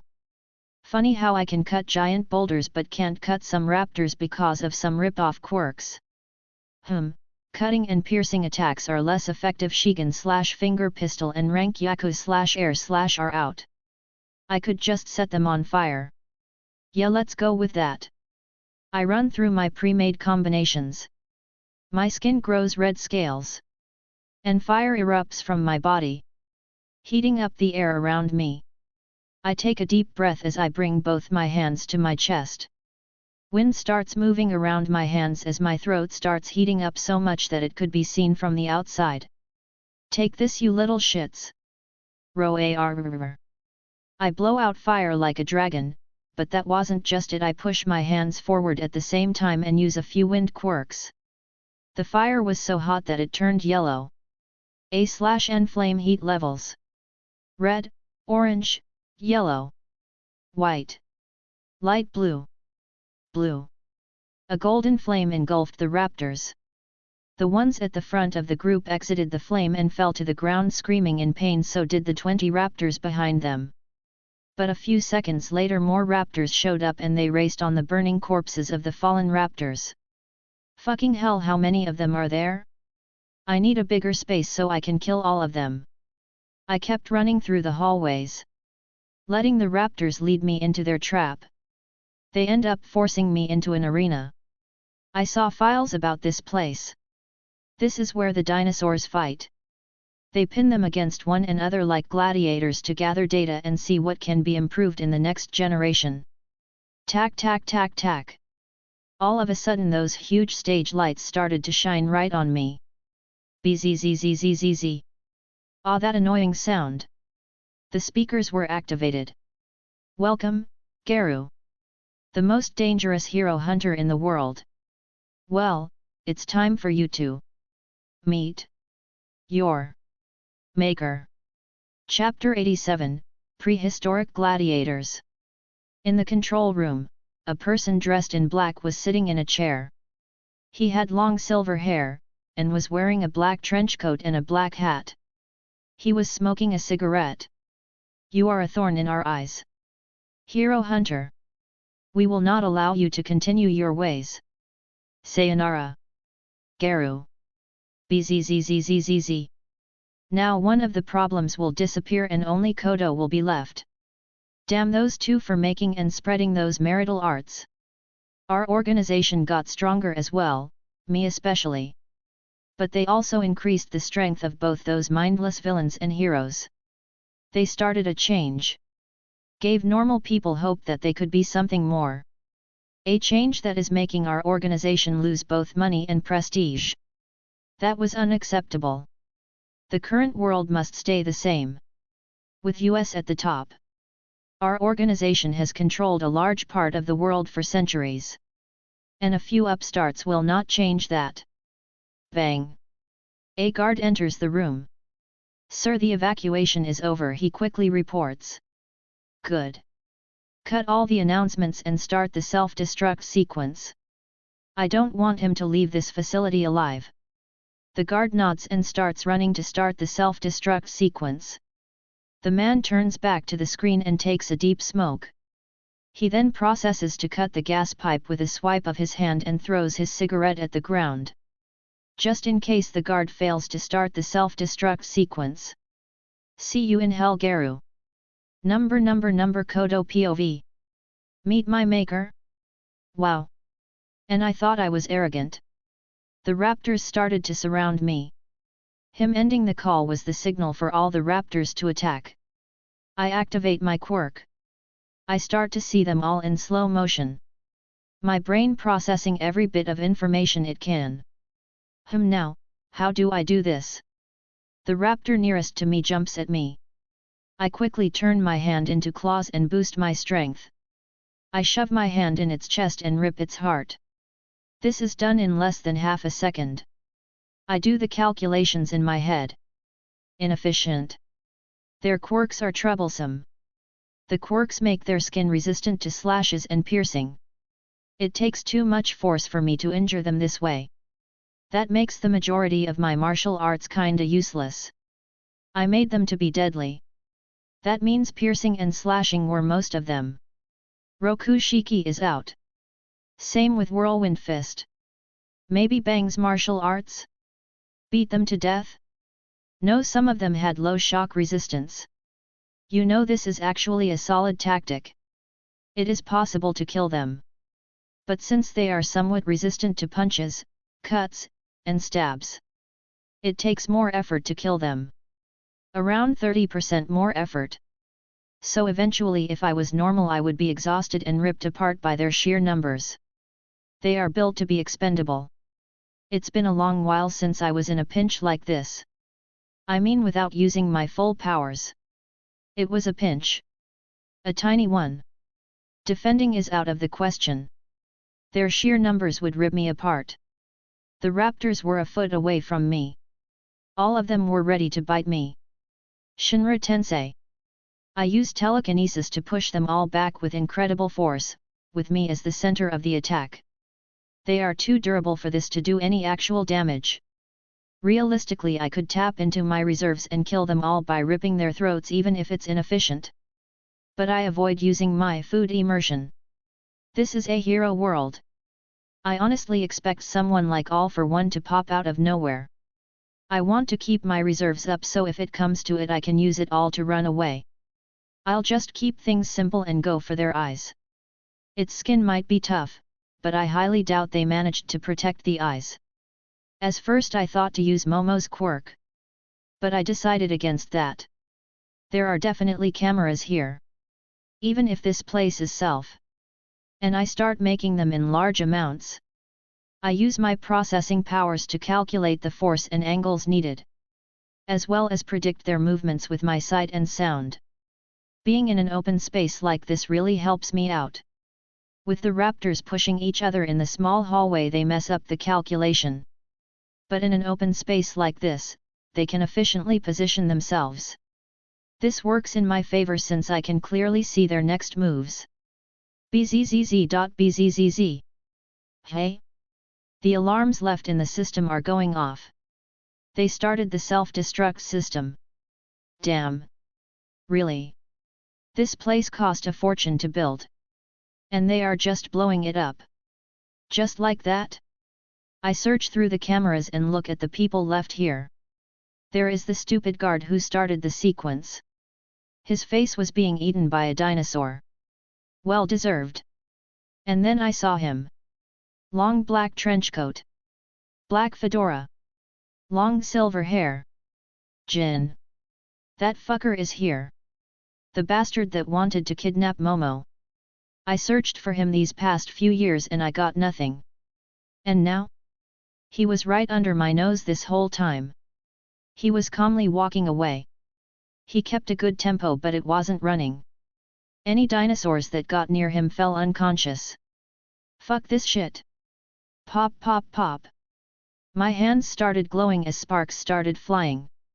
I hate using this quirk. But right now I am so pissed off I don't give a shit. Raw, the raptors jumped at me again. I just pointed my open palm at them. Get lost. Boom. The explosion rips them apart as chunks of flesh and blood are sent flying. This place is going sky high anyway. Might as well be the one to blow it up. Even if I hate using this quirk, because of how loud and flashy it is. It didn't stop me from developing it further. I start sweating all over my body. It was actually pouring off me.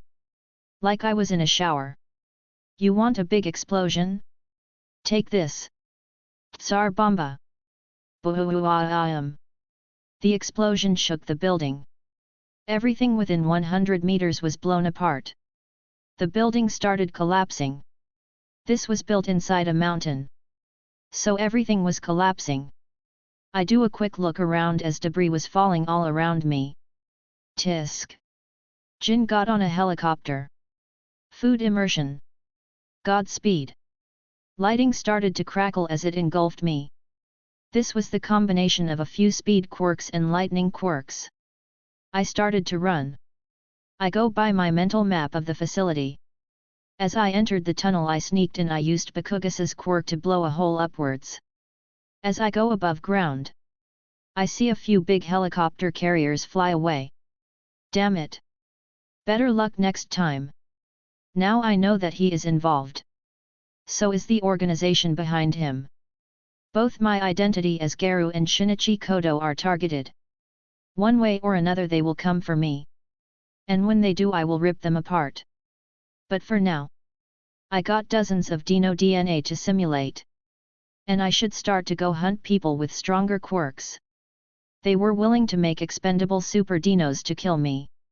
They will probably partner up with All for One. If they do, hundreds of Nomus will be made. And I have to be ready. Just because I am strong doesn't mean I can't be countered. Even now. That explosion took a lot out of me. Time to get back home. I only have a few years until plot starts. I need to make the most of it. Because when it starts, all things will go to hell. And I plan to be the last man standing. Date and time, I will calculate it later. Number. Word count 1350. Next chap time skip. Plot finally starts. After 87 chapters. If you want to read ahead or just support me, go check out my pat. Or just read my other FICs. I have like 10 of them up to ch10. Drafts, ideas, plans, polls. Check it out and see if you like what I got. patreon.com/alcoholic_panda, remove the extra spaces. Chapter 88, Canon starts. If you want to read ahead or just support me, go check out my pat. Or just read my other FICs. I have like 10 of them up to ch10. Drafts, ideas, plans, polls. Check it out and see if you like what I got. patreon.com/alcoholic_panda, remove the extra spaces. discord.gg/6yyvm6tj6t. Canon has officially started. It's gonna go fast from now on. Sadly, web novel doesn't allow bolded words. It would have made it so much easier for you guys. Since I used it to highlight All Might's English words. I blame web novel. Enjoy the chap. Beer mug panda face. Word count 1280. Number.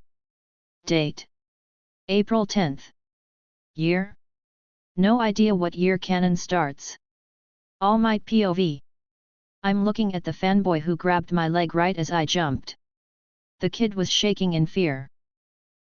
That was scary. He squeaked out while trembling. Sigh. Good grief. If you talk to the people downstairs, I'm sure they will let you down. I'm seriously out of time, so I really must go. I start to walk away. I'm seriously nearing my time limit. Wait. I hear the boy stutter. No. I will not wait. But the boy stops for a second. Good. He must have realized how rude he is. Even if I don't have a quirk, can I become a hero? His desperate voice makes me stop. Can even someone without a quirk be like you? The boy yells out. Without a quirk. Growling. Holy shit. God damn it. I'm out of time. Smoke starts coming out of my body. No. Not in front of a civilian. It might have been because I don't have a quirk. But I'm always being made fun of. Maybe that's why. I don't know. The kid keeps talking. Smoke engulfs my whole body. Shit. Take it easy, old man. You are not as young and strong as you used to be. Damn it, why do Coto shonen words always pop up in my head at times like these? He even broke my nose right after saying those words. But I think saving people is super cool. Saving people with a fearless smile. I want to be the greatest hero, like you.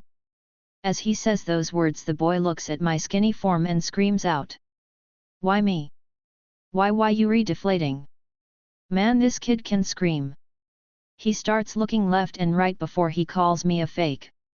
Sigh. Why today? I am All Might. Blab, blood comes out of my mouth. Again. No way. The green-haired boy is still screaming. Now how do I explain this? You know how the guys at the pool are constantly flexing and posturing? It's like that. I think this is a good explanation. No way. Does this kid always scream those words out? It's getting repetitive. No way. All Might is fearless. Someone who saves everyone with a smile. He is the greatest. The kid is getting paler and paler as he keeps talking. Which one of us is supposed to be anemic? Sigh. A fearless smile. Hey. I haven't been that man in a long time. I slowly sit on the ground. Now that you have seen me like this, young man, make sure you don't tell anyone or write about it on the net. I lift up my shirt to show him my scar. The boy flinches back. Guess it's quite ugly to look at. It's an injury I got from an enemy attack 5 years ago. Half my respiratory organs were destroyed. I lost my whole stomach. I look like this because of all the surgeries and after effects. I don't even know why I'm telling this kid all of this. Guess I need to let it off my chest. Right now I can only work as a hero, for about 3 hours a day. The boy tears up a bit. No way. 5 years ago. Was it after the incident with Toxic Chainsaw? The one where you fought his brother? Who? You are well informed. After Shinichi Coto defeated Toxic Chainsaw, his brother tried to get him out of prison. But no. A punk like that couldn't possibly defeat me. The kid looked like he was about to fall down. This fight was not made public to the world. I asked that it wasn't made public. I will save people with a smile. The symbol of peace cannot be daunted by evil. I smile to treasure the heroes and the public. And to trick the fear inside me. I look carefully at the boy. He is skinny. Too skinny. It looks like he hasn't done a push-up in his entire life. If he trained and learned one of the Rokushiki, he might be able to become a low-level hero. But the way he is now, he would get himself killed. Pros are always risking their lives. I cannot simply say you can become a hero even without powers. His face showed utter betrayal. I'm sorry, kid.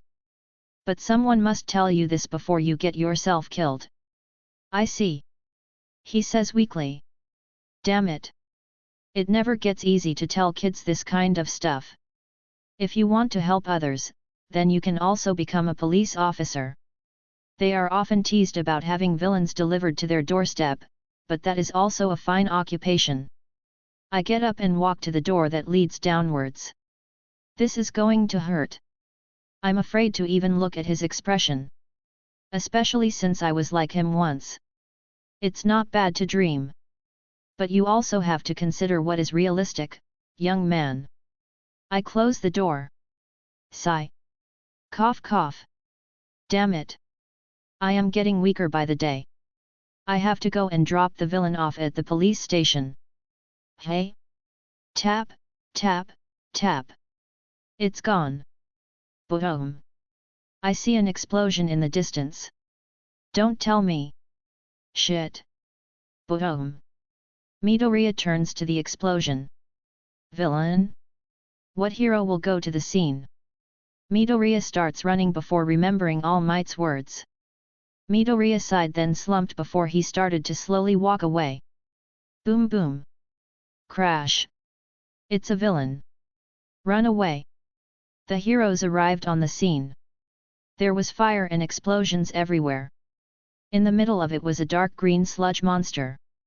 He took Bakugo as a hostage. He took a child as a hostage. You coward! The muscular hero rushed at the villain. He punched the villain only for his hand to sink in. He tried to use his other hand to push away. What is this? I can't grab a hold. The villain punched him away. Bakugo broke some of the bindings holding him. I won't let sewage like you swallow me. Bakugo unleashed powerful explosions that pushed the heroes back. But did no damage to the villain. Further away from the civilians a crowd was forming. They were just standing there commenting and pointing at the villain. Whoa! Is that some big shot villain? Why aren't the heroes doing anything? They can. Mount Lady arrived, which got some cheers from the crowd. But only to be stuck between the buildings. I need at least 2 streets. Kamui Wood was saving civilians. I'm not good with explosions. I'll leave it to someone else. The heroes couldn't get close to the villain because of Bakugo. And even if they did, they couldn't harm him. All we can do is wait for someone with a suitable quirk. All the heroes were thinking this, while Bakugo was being suffocated. All Might arrived. But he was already past his 3-hour limit. I can't believe I let this happen. Pathetic. Pathetic. I'm so pathetic. Then suddenly a young boy with green hair dashed toward the villain. Midoriya shocked everyone. The heroes. The villain. The crowd. You idiot! The muscle hero yelled out. Stop! Stop! You'll get yourself killed. Midoriya desperately threw his backpack at the villain, stabbing him in the eyes, making his grip on Bakugo weaken. Kick-in! Midoriya desperately started to claw at the villain. What are you doing here? Bakugo growled out. My legs moved on their own. I don't know why tears started to leave Midoriya's eyes. You looked like you were asking for help. All Might's eyes widened. He started to grow his muscles but then heard a voice behind him. What the hell is going on? Skinny Might quickly turned around to see a tall muscular teen. Coto Shonen. Chapter 89, Sludge Villain. If you want to read ahead or just support me, go check out my pat. Or just read my other FICs. I have like 10 of them up to ch10. Drafts, ideas, plans, polls. Check it out and see if you like what I got. patreon.com/alcoholic_panda, remove the extra spaces. discord.gg/6yyvm6tj6t. Patreon has had a slight change. There is now a billing schedule which I activated. This means you will be billed the day you subscribed. So from 11th to the 11th of next month. I like this option better. I'm sure a lot of people like it better as well. Just thought I should point this out. Oh, and I did well on the interview. I go on a trial week and if I do good I get the job. Which I probably will, so I'm happy about that. The workplace is 5 minutes away from me on foot. I am very happy about that. Anyway, enjoy the chap. Drop some stones if you liked it. Word count 1722. Number. Old man. What the hell is going on here? I asked the shocked All Might. But he wasn't the only one. I knew this was going to happen. I have been hanging around all day here waiting for it. Even now I'm carrying a bag of meat skewers, while walking around in Hawaiian shorts and a white sleeveless shirt. But I was still shocked. Are these people really that retarded? All of them are sitting here watching as a young boy is dying. And the heroes? Wait for someone with a more suitable quirk. What a joke. Coto Shonen? What are you doing here? All Might quickly snaps back to reality. No. I have no time. I have to save the children. He starts going in muscle from just as the villain raised his arm to hit Midoriya. Sigh. Old man, hold my food. I put a skewer in my mouth and shove my bag in his hands. What? Soru. I appear right as he was about to kill the annoying shit. Maybe I should just let him do it. Now. If I did, who knows who will get one for all. This way I know it's this idiot. A little mental manipulation and the fool will be ready to sacrifice himself to save everyone. The villain stops his arms when he sees me. Bakugo and Deko look at me as well. 1-2. Koto-san. You bastard. It's you. Wow, Bakugo blew away most of the sludge from sheer anger. He looks like the villain now. I grab him by his collar, same with Midoriya, and threw them backward at the heroes. Wait, it's him. It's Coto. The crowd realized who I am as well. Ha, so what if it's you? The lion. You use martial arts. They are useless against me. I will take over your body. I will be invincible. He raised his sludge arms high in the air. Keep on dreaming, pal. Who knows? One day they might come true. I activate Divine Demon. My blood starts pumping faster and faster. I appear right in front of him. Seiken, straight karate punch, plus Rokugan. I hit the sludge. At the moment of impact, just as my first hit him, a devastating shockwave came out of it. Boom! The villain exploded to pieces. landing on the street and the walls of the building. I have come a long way. That was pure martial arts to someone who completely counters them. Sugoi. As expected. Koto-sama. The crowd starts cheering. I just smile and wave my hands. Why the fuck did you do that? I had him. The Kogo starts yelling at me. I just look at him. Is this kid retarded? He seems dumber than he did in the original MHA. Sure. Keep telling yourself that kid. I wave him off. We are the same age, you bastard. The Kogo jumps at me to attack. I smirk at him and raise my hand so it meets his head. Too slow, I flick his forehead, sending him flying straight to the heroes start running toward us. Looks like he is injured. He is delusional and bleeding. Take him to the doctor. Hurry. I'm going to kill you. The Kogo struggled against the heroes with a bit of blood flowing from his forehead. From the hero's perspective, this kid has been fighting a villain and got an injury on the head. After all, what kind of kid threatens to kill someone in public? Put me down, you bastards. But the heroes ignore him and start tying him up so they can safely take him to the doctors. This is gonna be so funny when we get to UA. You, what were you thinking? The macular hero points at Midoriya. That was a very stupid thing to do. There was absolutely no reason for you to put yourself in danger. They all start scolding Midoriya. Koto-san. Thank you for the help. But won't you get in trouble for this? A sidekick thanked me. Ha! In trouble for what? Tell me, did I use my quirk? No. I don't think you did. The sidekick scratches his head. Then what am I in trouble for?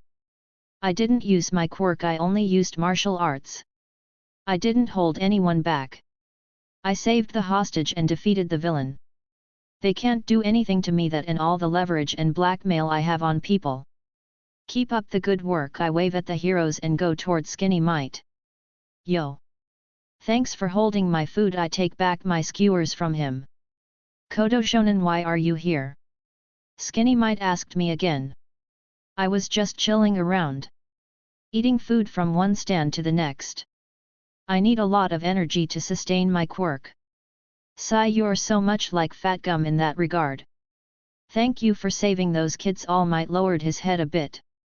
You went over your 3-hour limit. I guessed that as soon as I saw you standing there. All Might, you need to find a successor soon. He sighed again. I had hoped you would take my mantle. You are already very famous and revered. And that's before you have even stepped foot into a hero school. I told you before. I will not become the symbol of peace. I have no intention of wasting away my life like that. We have talked about this before. Just because I have the power to do it, that doesn't mean that I should. I plan to live a long and happy life. Getting called every 3 hours to save people just because other heroes are incompetent doesn't look like one to me. Plus the lack of a social or love life. Stab. Stab. Stab. Invisible arrows hit Skinny Might in the chest. But then what should I do? He asks me. Give Ofa to Mirio or go find your own successor. You were quirkless in your youth, right? Go find a quirkless kid that is suitable for it. I have got to go before the vultures arrive. All Might smirked. Hey, you really hate the paparazzi? Even though you took every chance to get your picture taken before. That was when I needed them. Now they are just annoying and take up my time. I heard you will be teaching in UA. If you need any help with the classes, give me a call. You suck at teaching after all. Stab. Stab. Stab. More arrows stabbed All Might in the heart. Heartless as always, Koto Shonen. Ha, see you around, old man. I disappeared from his eyes. But I saw that he started to think about my words. Let's see what happens now. Midoriya/Deku POV. Sigh, today was a rough day. I met All Might and he told me his secret. Then I attacked a villain to save Kachin. Me and Kachin got saved by Koto-san. Then I got scolded by heroes and sidekicks. Sigh. Deku. Hey? Kachin. What would Kachin want with me? He was breathing heavily from running. I never asked for your help. Or that bastard. You didn't help me. Got it? He glares at me. I was fine by myself. You are a quirkless failure. Don't think you can look down on me. Are you trying to make me owe you? Don't look down on me. He turned around, you damn nerd. He is trying to be tough. Sigh, but it's just like he said. It's not like I accomplished or changed anything. But I'm glad. Now I can think of a realistic future. I am here. All Might suddenly appear out of the ally. Third POV. All Might? Why are you here? Midoriya was surprised. I come here with thanks, a correction, and a suggestion. Hey! I saw you when you dashed towards that villain. Midoriya lowered his head as he started tearing up. I know. I know it was a stupid thing to do. But my friend was in danger. My body moved before I could even think. All Might smirked when he heard that. Top heroes have stories about them from their school days. Most of their stories have one thing in common: their bodies moved before they had a chance to think. All Might's words made Midoriya tear up. You were the same, right? Midoriya clenched his chest and started to cry harder. You can become a hero. MCPOV. Sigh. I can't help but sigh looking at this iconic scene. The light from the sunset was perfect along with the wind. I could even hear the music. If only he chose a better host. So he really decided to give one for all to that pathetic excuse for a wimp. Calling him a wimp is an overstatement. He was crying his eyes out. He hasn't changed a bit since I saw him all those years ago. Whatever. Not my problem. I can't take one for all. One for all tries to consume the quirk of its host, dramatically decreasing their lifespan. One of the former users was in his physical peak. He was healthy and strong. Yet he died at the age of 40.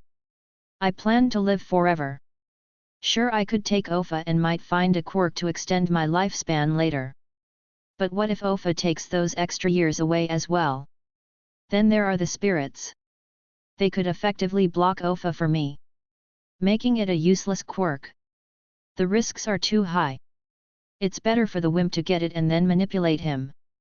Well, I got 9 months until the UA entrance exam. I could enter by recommendation. But that would mean either Shoto or Momo won't enter that way. And I want them both in my class. I already arranged to be in Class A. The real reason I'm going to the public exam is to let loose and blow robots up. Maybe take out a few buildings as well. Oh, and if by some miracle I find that purple midget, I'm making sure he doesn't get in.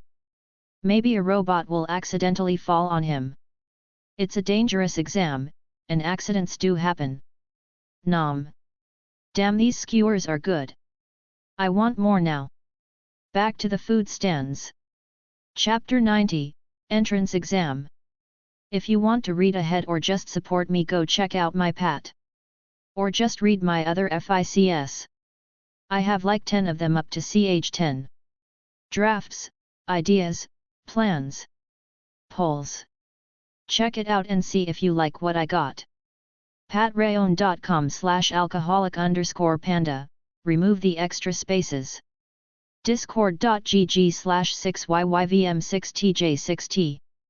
100 chapters on Pat Party Popper Party Popper Party Popper. Fuck yeah. It took a while, but finally code has reached CH100. Word count 1750. Number. 9 months later. UA Academy. I'm standing in front of the famous UA Academy.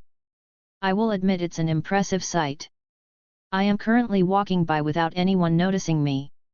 Well, when you are invisible it's hard for people to see you. Some with animal quirks turned their head in my direction only to be confused. There goes Deku. I focus my senses on him. And I am sorely disappointed. He improved just like a regular person. I put out some training exercises a few years ago when I spread the Rokushiki. It's simple for me to spot who trains and who doesn't.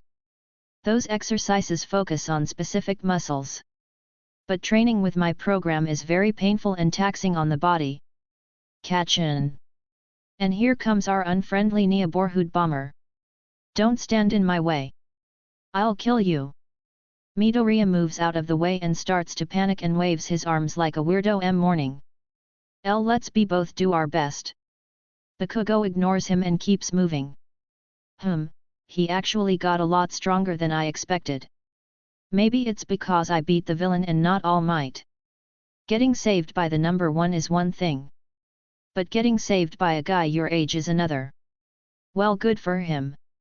Deku on the other hand. He was looking at his precious Kacchan like a girl in love. What a waste. Maybe it would have been better for Mirio to get Ofa. Oh, is this the scene where he is going to trip? I could hear him mumble. My first step towards being a hero.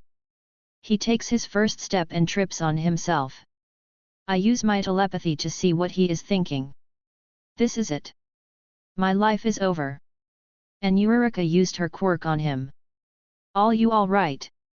She asks him as Deku starts to panic while floating. That reminds me. It's my quirk.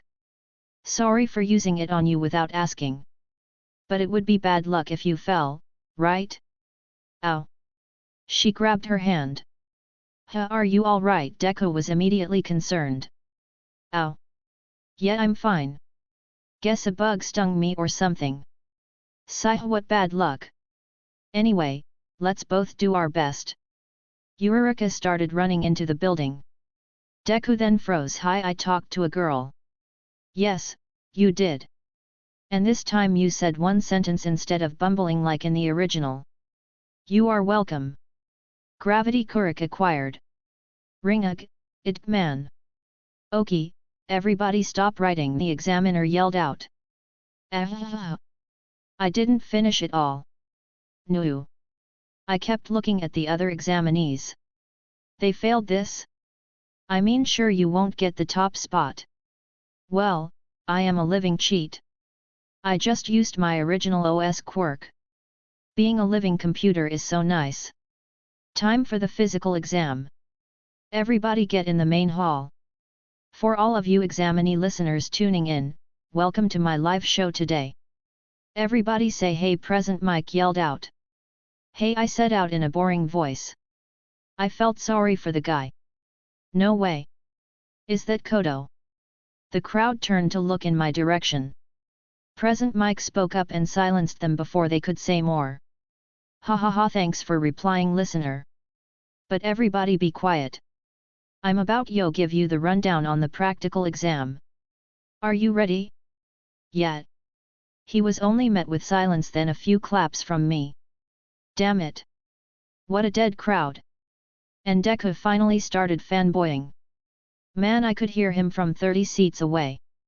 Now listen. You will be conducting 10-minute mock urban battles after this. People started whispering to each other. 3 different types of foe villains will be stationed in each battle center. You earn points by defeating or immobilizing the foe villains. Of course, attacking other contestants or any other unheroic action is forbidden. Excuse me. Someone yelled out. This must be Ida. I'll just ignore the rest of this presentation. It's not like I don't know all of this already. Battle Center C. People were taking deep breaths and hyping themselves up. Man, I'm so nervous. Me too. Blah blah blah. Some people tried to approach me.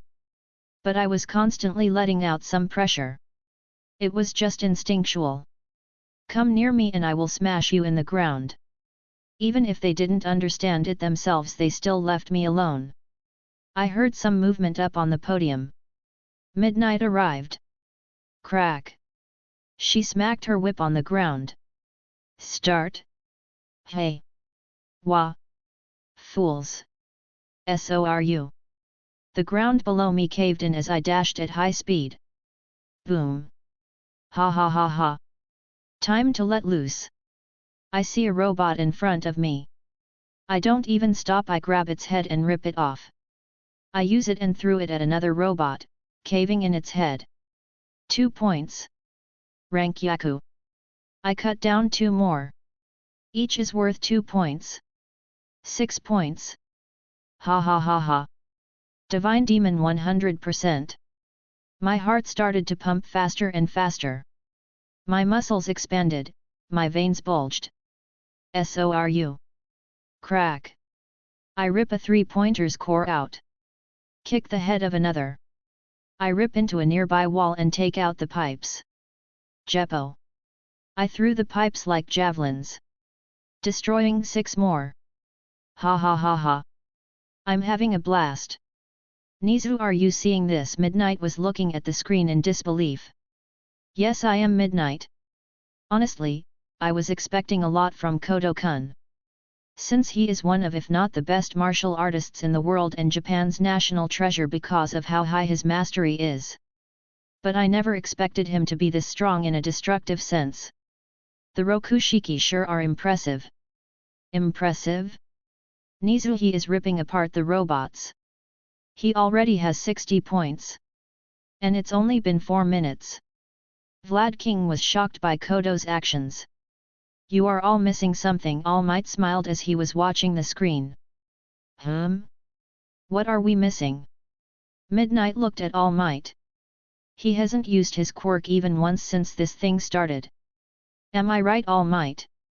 Eraserhead spoke out. His eyes never left the screen. All Might noted, that's right. He still hasn't used his quirk. Eraserhead scored, he is arrogant. No. He is confident. Absolute confidence in his skills. Though he might use his quirk soon. It's rare for him to let loose like this. All Might scratched his neck as if remembering something. All Might. You seem to know a lot about Koto-san. Why is that? Midnight asked, and Nizu started to giggle. All Might spars with him once in a while. Last time they spared, Coto-kun broke his nose for the 3rd time and slammed him so hard that he buried half his body in the ground. All Might just lowered his head, hiding his embarrassment. Damn you, Nizu! I'll get you back for this. Why is Coto-kun growing scales? Wait, that looks like a raptor. Midnight yelled out with stars in her eyes. Smash! Boom! Boom! 3 minutes remaining. Hey aha, I already have 95 points. Let's push it to 150. I saved a few people. Though I almost forgot. 2 minutes ago I remembered that there were hero points. Mostly just spider-webbed people away from harm. It takes me less than a second. And I might get some points from that. Soru. I swing my tail and smash apart 4 robots. Man, this form is so much fun. Actually, let's try this. I cancel my raptor form, grow some wings and head for the skies. I make a long monkey tail, almost as long as my body. I put it in front of me. I connect my strongest spider string to the tip and the other one a meter away from the tip of the tail. Tekai. The tail turns rigid and starts to straighten out. But the string kept it bent. Now for some modified porcupine pig quills. Bow and arrows complete. Is this kid for real? He is sniping all of them. He is already in the 130 ties. Vlad King couldn't decide if he liked the kid or hated him because of how harder he is making it for the others in his block. Nizu, I think it's time for the 0-pointer. Eraser spoke up. I think you are right. Based on Koto Shonen's personality, he will definitely try to fight it. It will keep him distracted enough for the other contestants to grab a few points. Well then, let it loose. Nizu slammed the big red button. 150 points. Damn, that must be a new record. Boom! A building blew up, and a huge figure emerged from the broken wall. Finally! Time to try out some of my more destructive moves. But first, let's see how durable it is. Whirlwind Iron Cutting Fist. I jump out and spin my arms in a counterclockwise direction. A reddish aura was encasing my hands. I was basically throwing rank Yaku from my arms. Circular cuts appeared on the front of the giant robot. But they were only an inch deep. Damn, that's some tough metal. Swoosh. The 0-pointer sent its hand out to grab me. How about this? Water stream rock smashing fist. I start moving my arms and my body to gather a bit of momentum. This time a blue aura was on my hands. When the hand was about to grab me, I slammed both palms into it. The force I gathered from my movement damaged the inside of the palm. Not bad considering this is a counter-type martial art. He's trying to punch me. A strong armor-type enemy. Isn't this a perfect opportunity to try it out on a big opponent? OPM bang ost. Asterisk boom. Boom asterisk. I slam my feet into the ground. Sinking an inch. I spread my hands out and start moving them in the opposite direction in a circle. Doing a 180. On my left the water stream. On my right the whirlwind. When both of the hands are halfway there, they start to curve and move to the center. Then the combined force is released. In an earth-shaking attack. Fist of roaring ki. Rending air. A red and blue shockwave hits the robot arm, instantly obliterating the hand. The shockwave continues to move inside the robot, causing explosions along the way. When the shockwave reached the core in the chest, the entire upper part of the robot blew up. Time's up. Well, that was a good warm-up. Chapter 91, Class 1A. If you want to read ahead or just support me, go check out my Pat. Or just read my other FICS. I have like 10 of them up to CH10. Drafts, ideas, plans, polls. Check it out and see if you like what I got. patrayon.com/alcoholic_panda, remove the extra spaces. discord.gg/6yyvm6tj6t. Word count 1640. Number. Yarazu Estate. Gates. Momo, where is he? He said he would be here. Ran glanced at her watch. He will be here soon, Ran-chan. Yesterday he said he had something to take care of in Taiwan. Momo smiled. Taiwan? What the hell is he doing in Taiwan at a time like this? I know he has been going to many countries around the world. But school starts today. Shinichi isn't usually irresponsible like this. Ran was stupefied. Apparently an acquaintance called him in for an emergency. He never took me to Taiwan, so I wouldn't know. Momo shrugged her shoulders. Suddenly both of them heard a flapping sound. They looked at the sky. There was nothing in sight. But the flapping got louder. All of a sudden colors started to appear. Shin was undoing his camouflage. He was smiling as he stared to land. On his back were huge black draconic wings. Hey girls! Did you miss me? Ran ignored him and pointed at his back. Shinichi, when did you get those? How did you even make them? He turned back to look at his wings. Chimera wings. Mostly made from pterosaur DNA with a few modifications. They are tough as hell. Flying dinos. Shin POV. I take a good look at both of them. Mori Ran grew up to be a tall, fit, stunning young woman. She was only 15, yet she was far above her peers. She is going to UA General Department. And in her second year, she will choose her law elective.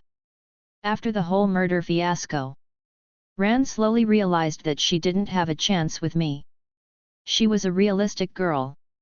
So instead of wasting her time by waiting for a love that wasn't going to happen, she threw herself into karate and her studies. She dated a few guys. But none were good enough for her. To be fair, they really weren't. I had to make a few disappear. Scumbags wanted to use her. Turned them to dust. Now Momo, on the other hand, she is something else. Her loyalty toward me has never wavered.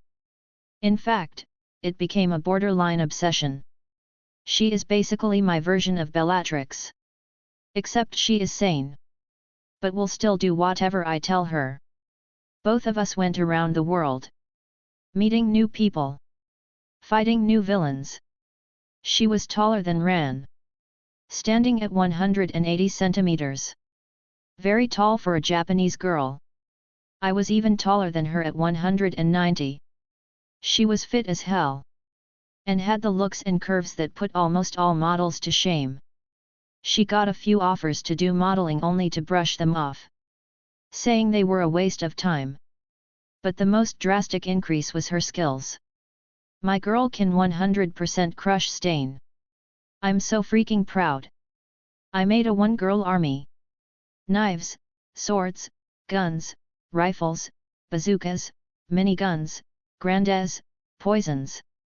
She can do it all. And use them at a master level.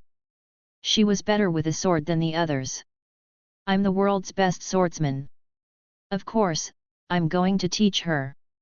Especially since that night when she had her first test. She realized that the staff was nice for the public image. But in life and death situations you need a real weapon.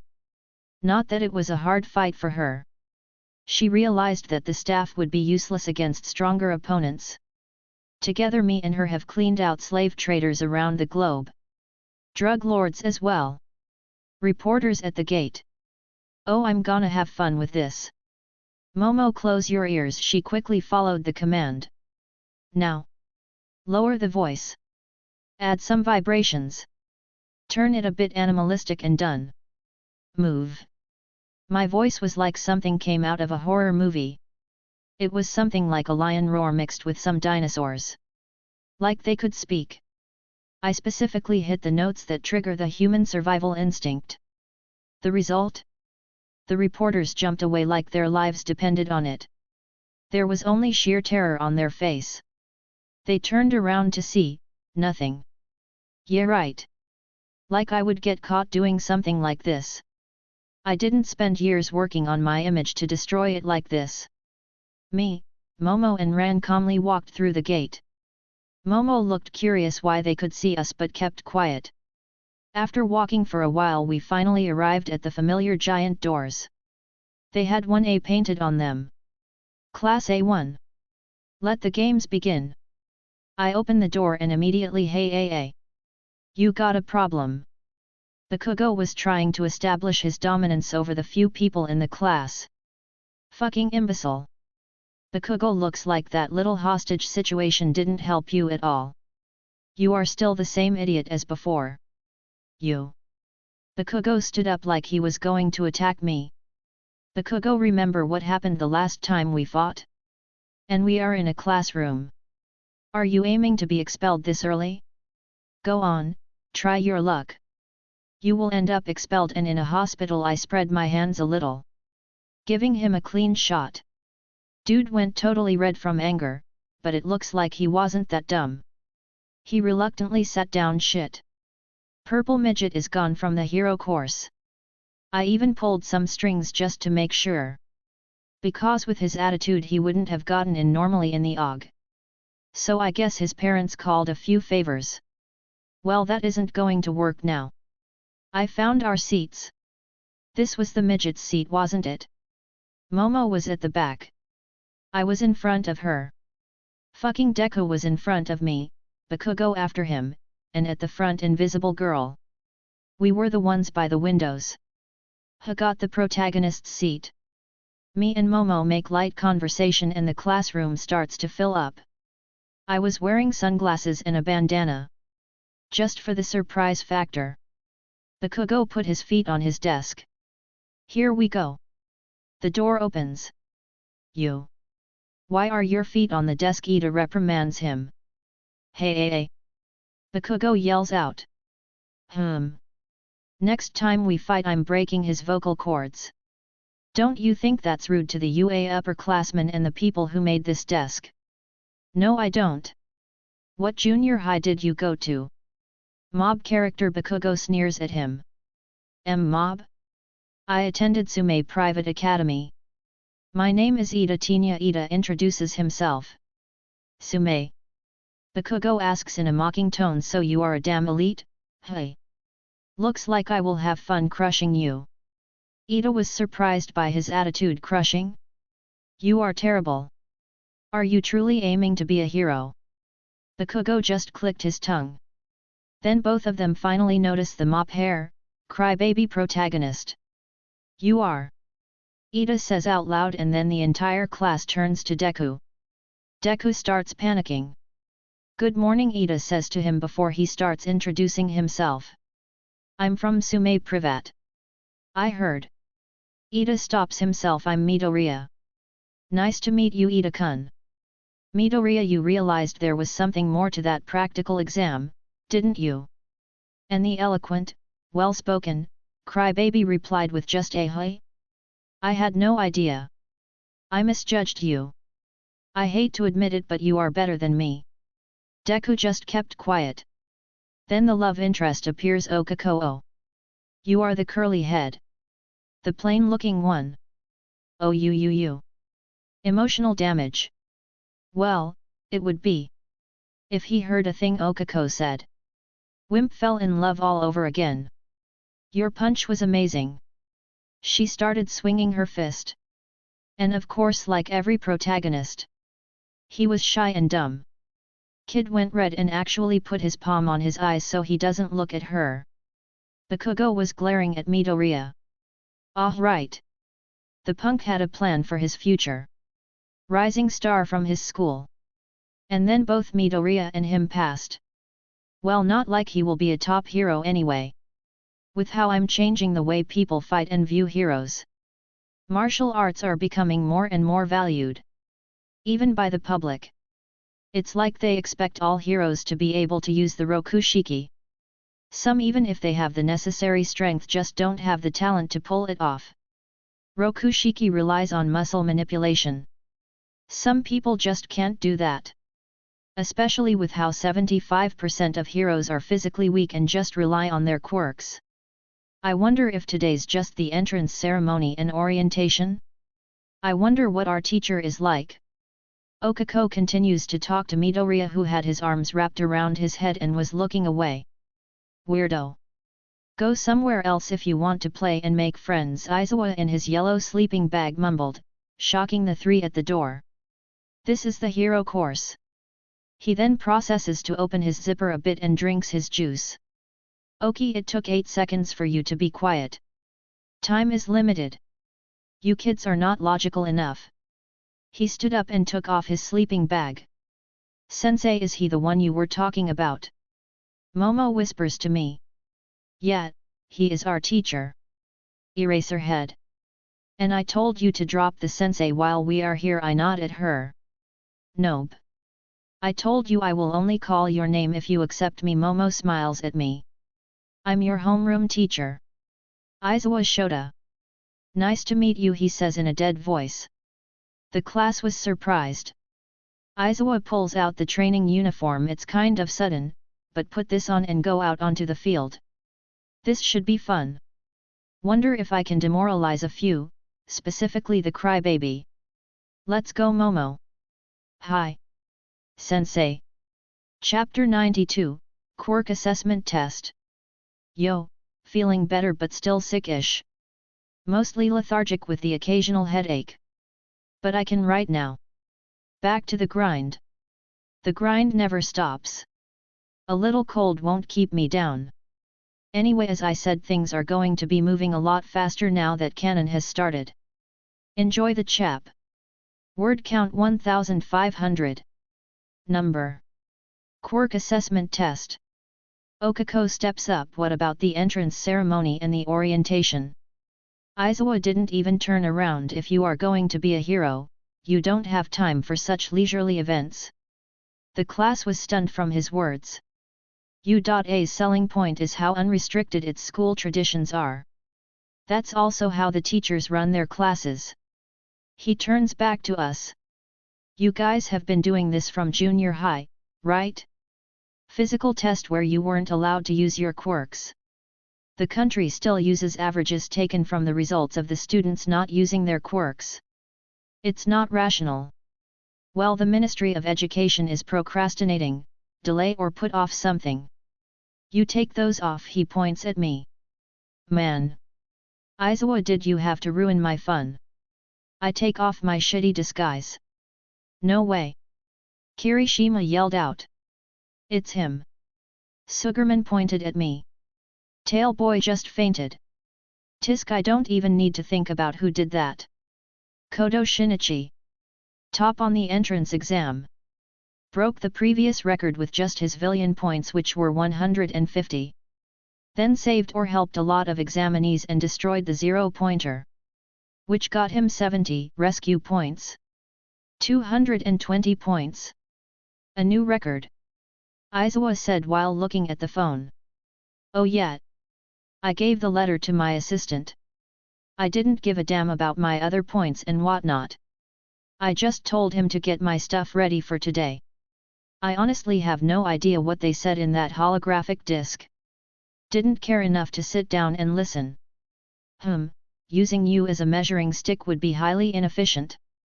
Bako, step up. What was your maximum distance in the ball throw? Ha ha ha, the bastard skipped me. Did he know what was I about to do?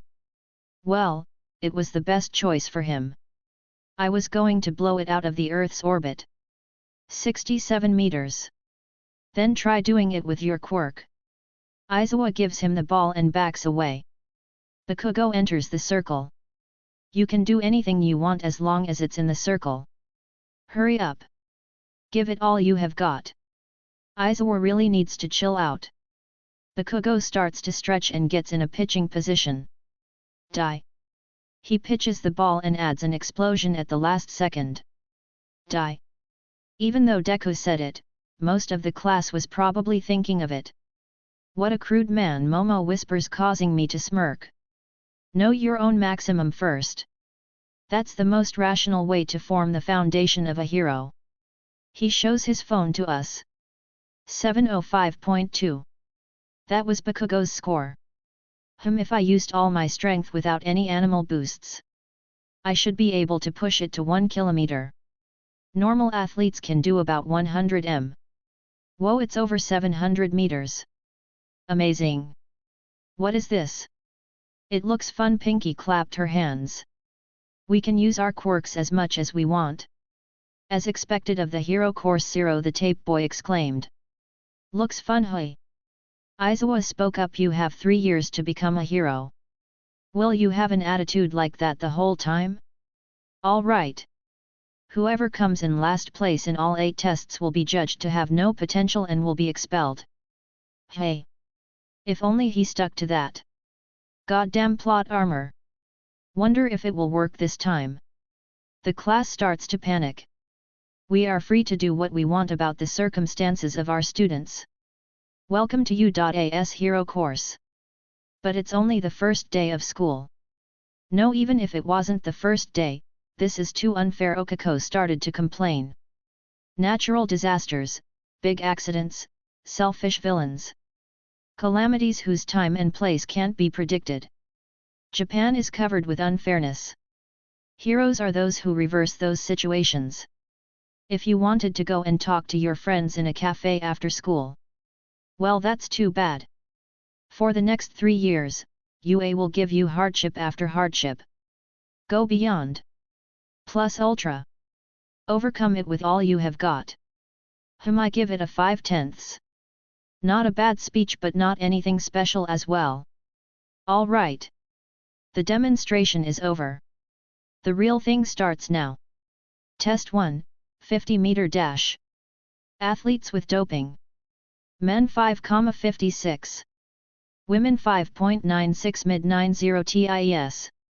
Record still holds. On your marks. Get set. Bang. Ida quickly dashes through. 3.04 seconds. For 50 meters I can only go up to gear 3. Ida starts to mumble to himself. Well, he is like a fish in water, Aizawa said as he looked at his score. I agree, but he hasn't seen me. And honestly, I just realized. It's quite sad. Ida will never be able to use Jeppo or Soru. The engines are inside his calves. Jeppo and Sora both rely on total muscle control in the legs. The calves handle all the pressure. I was hoping he would learn it and do some variation. But looks like luck was not on his side. 7.15 seconds. The main love interest, Okako. Honestly, she is quite pathetic as well. But I get where she comes from. Being poor locks away most of her options. And it's not like she could work out.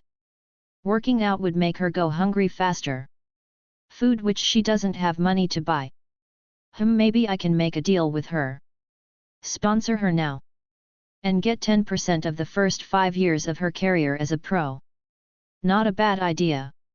I'll see what I can do with kids in a similar situation. Maybe UA is doing it as well. This is a free education school. The costs have to be covered somehow. Boom boom boom. 4.13 seconds. Good for you boom boom boy. 7.02 seconds. Wow, what a pathetic score. Most of the girls were faster than him. Yaerozu Momo Siro Hanta. Momo gets ready and she's gone, her afterimage was seen on the track. 3.20 seconds. HAAA, still nowhere near a sensei. She shook her head. Honestly, comparing herself to me is not good for her. I reinvented those things. 4.43 seconds. It seems he used his tapes to move across. Momo, you can use Soru. Tailboy rushed to her. Yes. Sensei has been training me since I was a kid, Momo answered with a smile. Said boy zoomed and stopped in front of me. I'm Mashirao Ojiro. Please give me your signature. And some tips as well.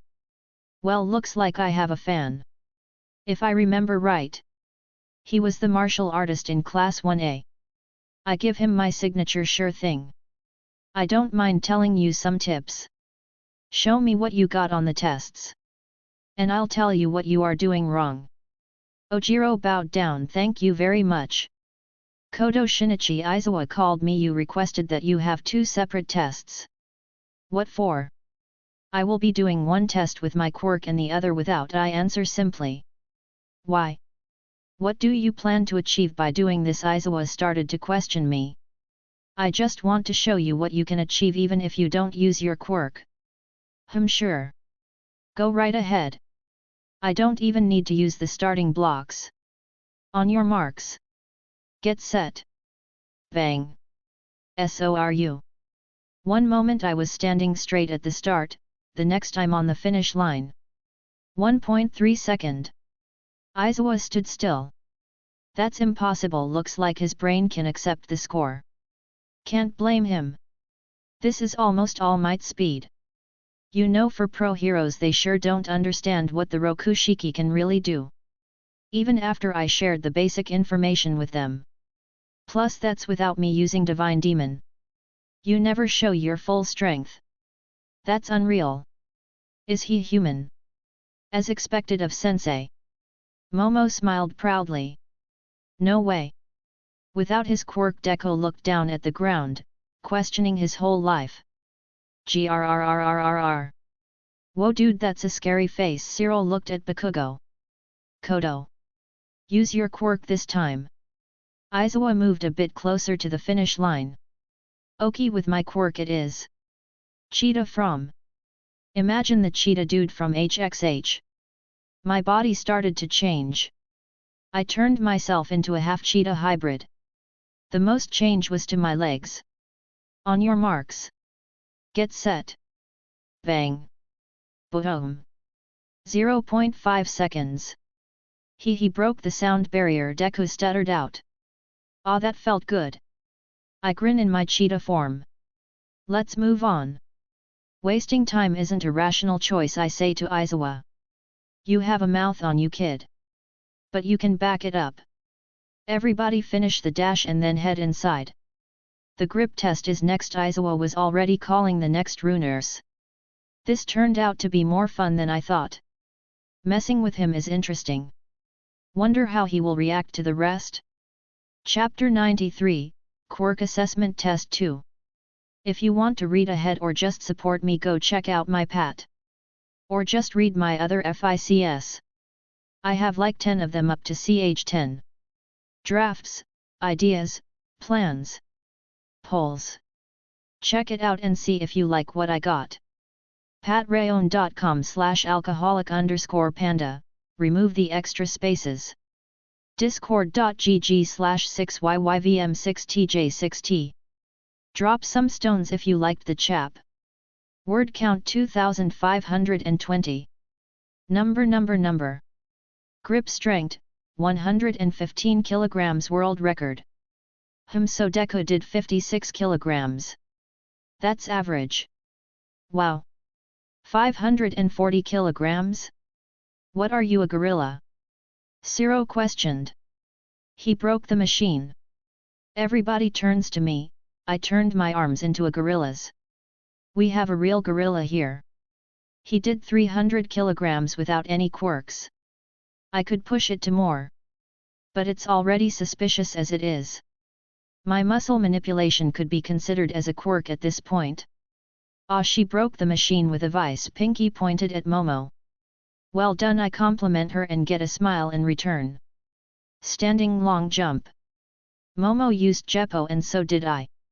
We could both easily jump on air for an hour. Aizawa asked us how long we can do this. Momo says 2 hours is her max. I just said 1 day. Then I just made some wings and I told him I could fly for a few days.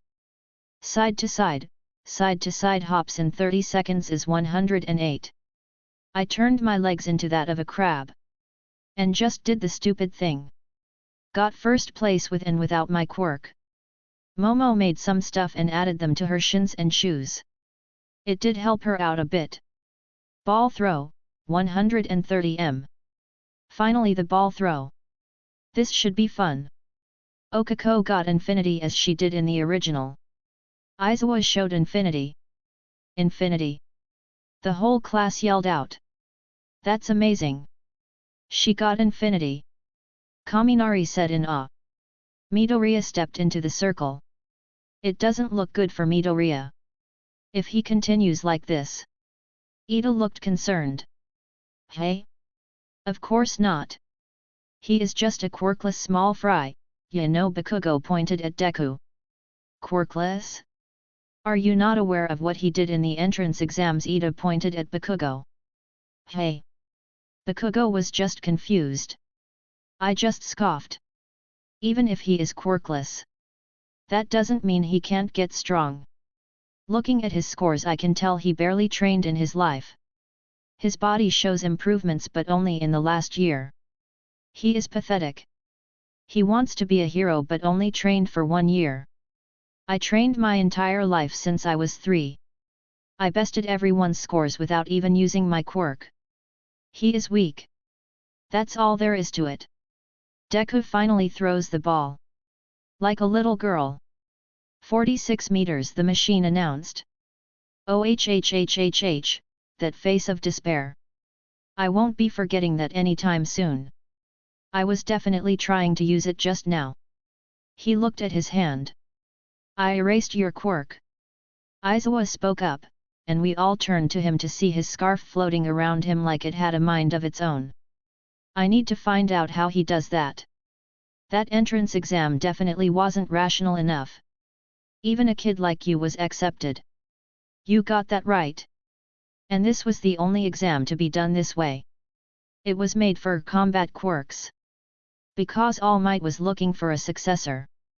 They planned it just in case Deku didn't make it time or something happened to him. Got this info from All Might himself. You erased my quirk. Deku repeats like a parrot, then he gasps. Those googles. I see. You can erase other people's quirks just by looking at them. You are the Erasure hero, Eraserhead. Eraser?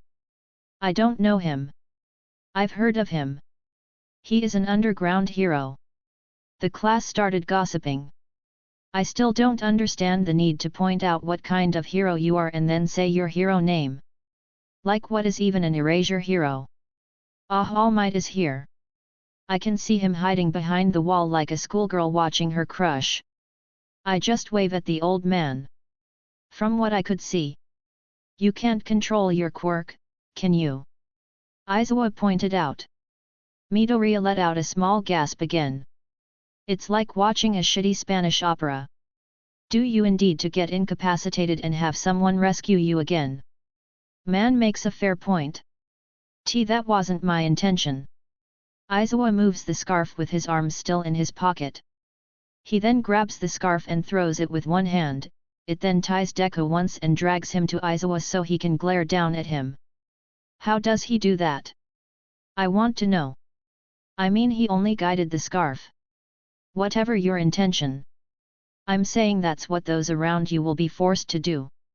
In the past, there was an overpassionate hero who saved over 1,000 people by himself and created a legend. Wow! Zero subtlety. How much do you dislike All Might? Well, I don't exactly like the guy. So I can't really judge. Even if you have the same reckless valor. You will just be in the way once you save one person. Midoriya Izuku. With your power, you can't become a hero.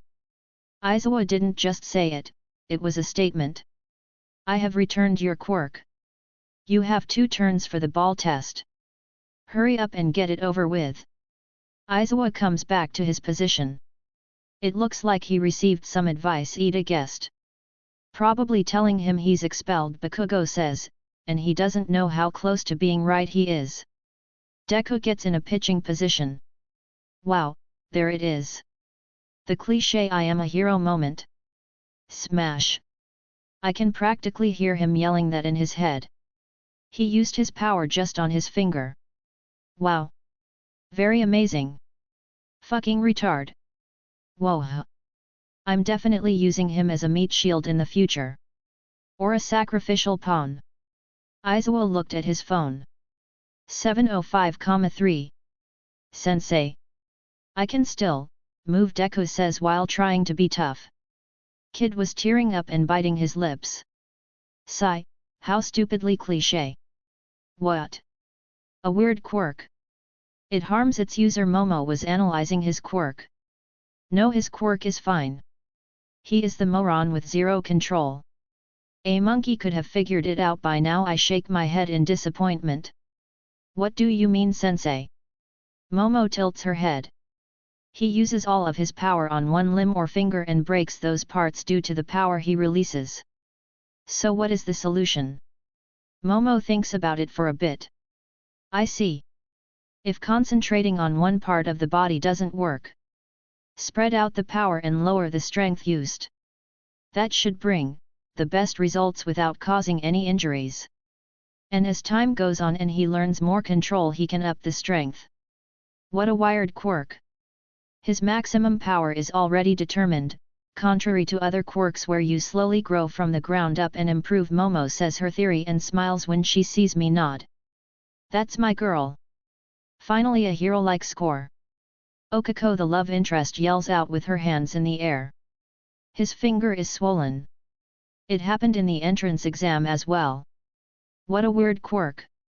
That's not very stylish, Lasser boy commented. But Bakugo's expression is priceless. I'm spreading these in the classroom. I stole the photography quirk that allows me to make instant pictures. What is the meaning of this? Bakugo started to make small explosions on his hands. Here he comes. The boom boom boy.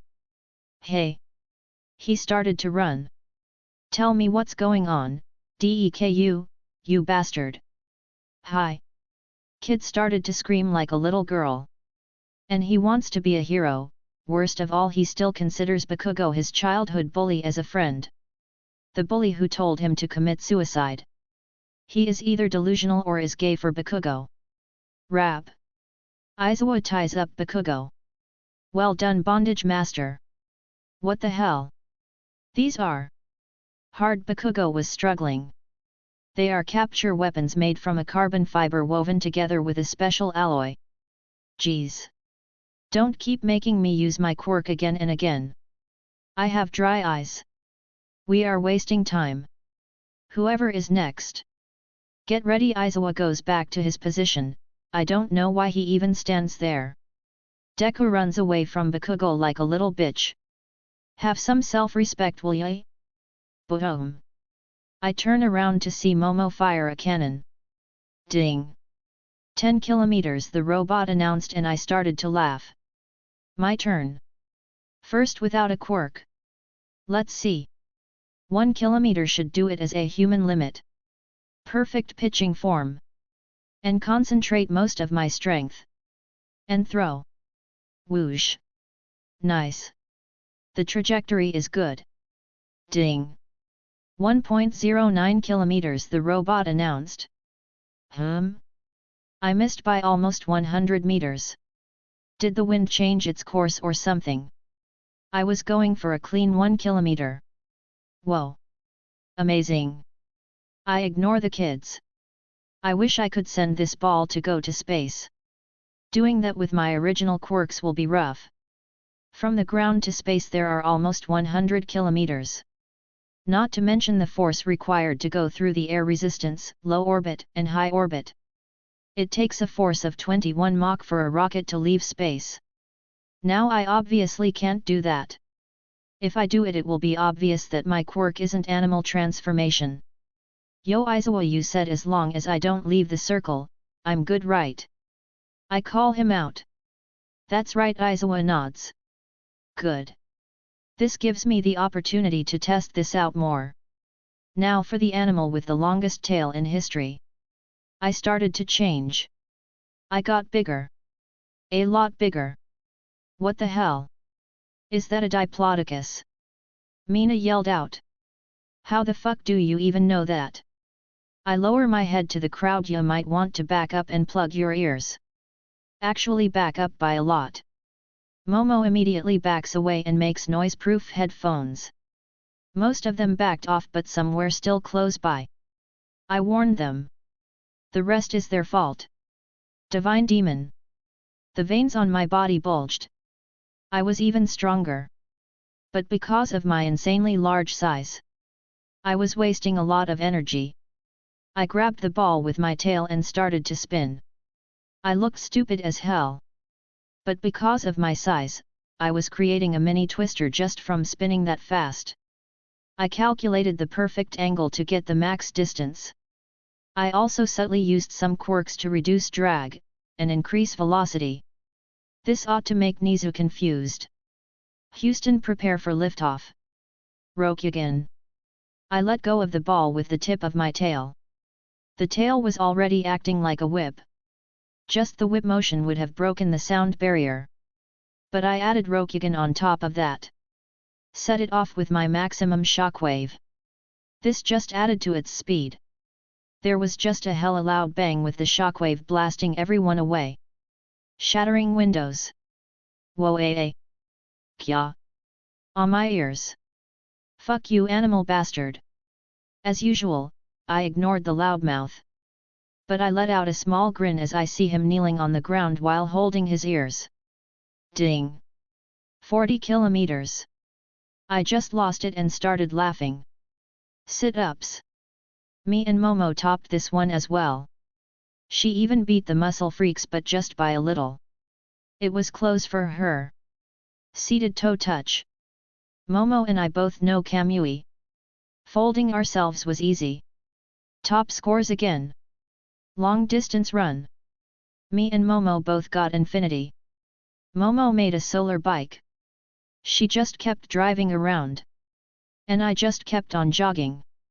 When Aizawa asked if I could go on, I laughed in his face and told him I'm not even sweating and that I could run for 24 hours straight before I got tired. Results. Thump. Deku collapses on the ground. Panting heavily. Did he train for 10 months for this? The invisible girl did better than him. And her only power is being invisible. Pathetic. Okay, I will quickly tell you the results. The total is the marks you got from each test. It would be a waste of time to tell you verbally, so I will just show you. Aizawa clicked on his phone and a holographic screen appeared with our scores. 1 Coto Shinichi, number Coto Shinichi, no quirk. 2 Momo Ye Uroza 3. Shoto Todoroki. 4 Katsuki Bakugo 5. Tinya Ida. 6 Fumikage Tokoyami 7. Mizo Shoji. 8 Mashiro Ojiro 9. Ajiro Kirishima. 10 Mina Ashido 11. Okako Urarika. 12 Koji Kota 13. Rikido Sato. 14 Tsuyu Ajui 15. Yuga Ioma.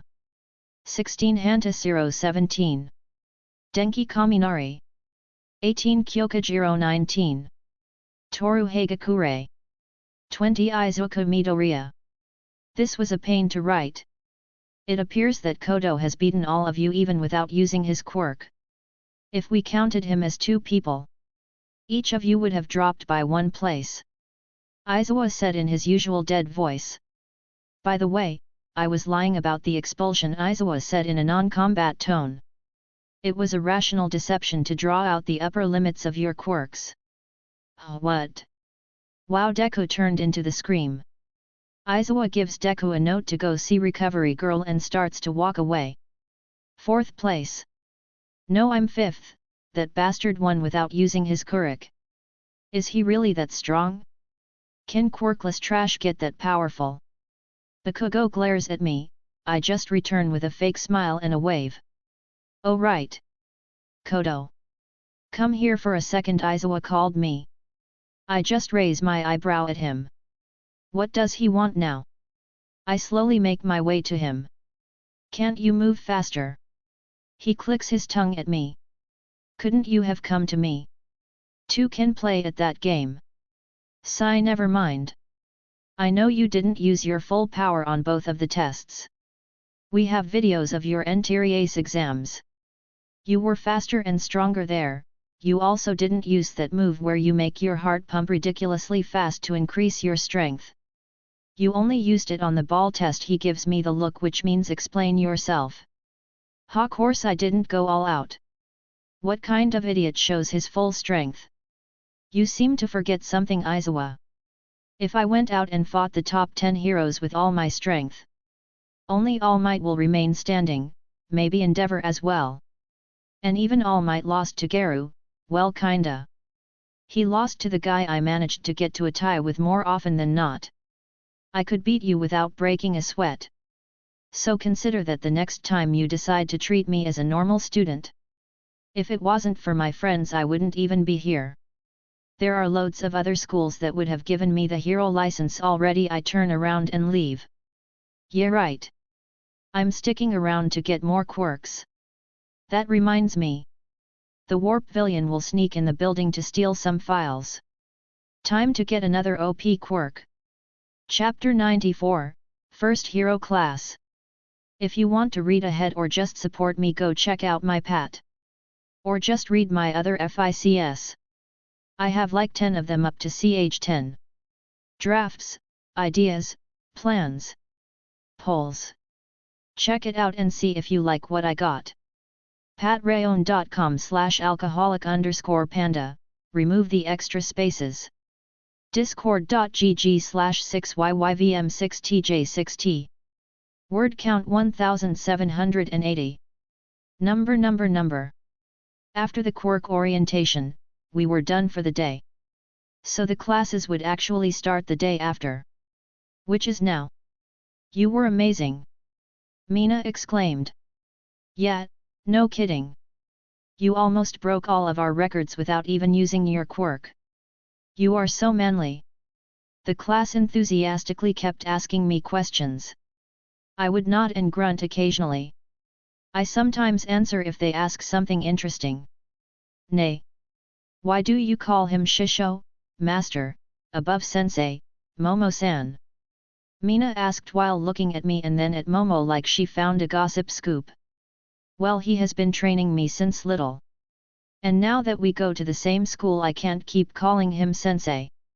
It would be confusing for the teachers here.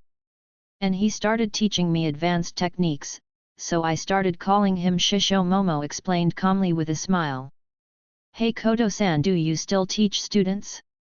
Can you give me a few tips? Kirishima asked. I looked at him, then his upper body. I especially focused on the hands. You have trained in Tekai and Shigen. Haven't you? Wow, you can tell. Kirishima started getting excited. I spread that martial art. Of course, I can see the signs. Your quirk was hardening. Tekai and Shigen are quite suitable for you to learn. And you didn't cheat. You trained in them without using your quirk the majority of the time. A good choice. You trained properly and still did extra training to combine it with your quirk. You will go far if you keep that up. I can give compliments when they are deserved. Thank you very much.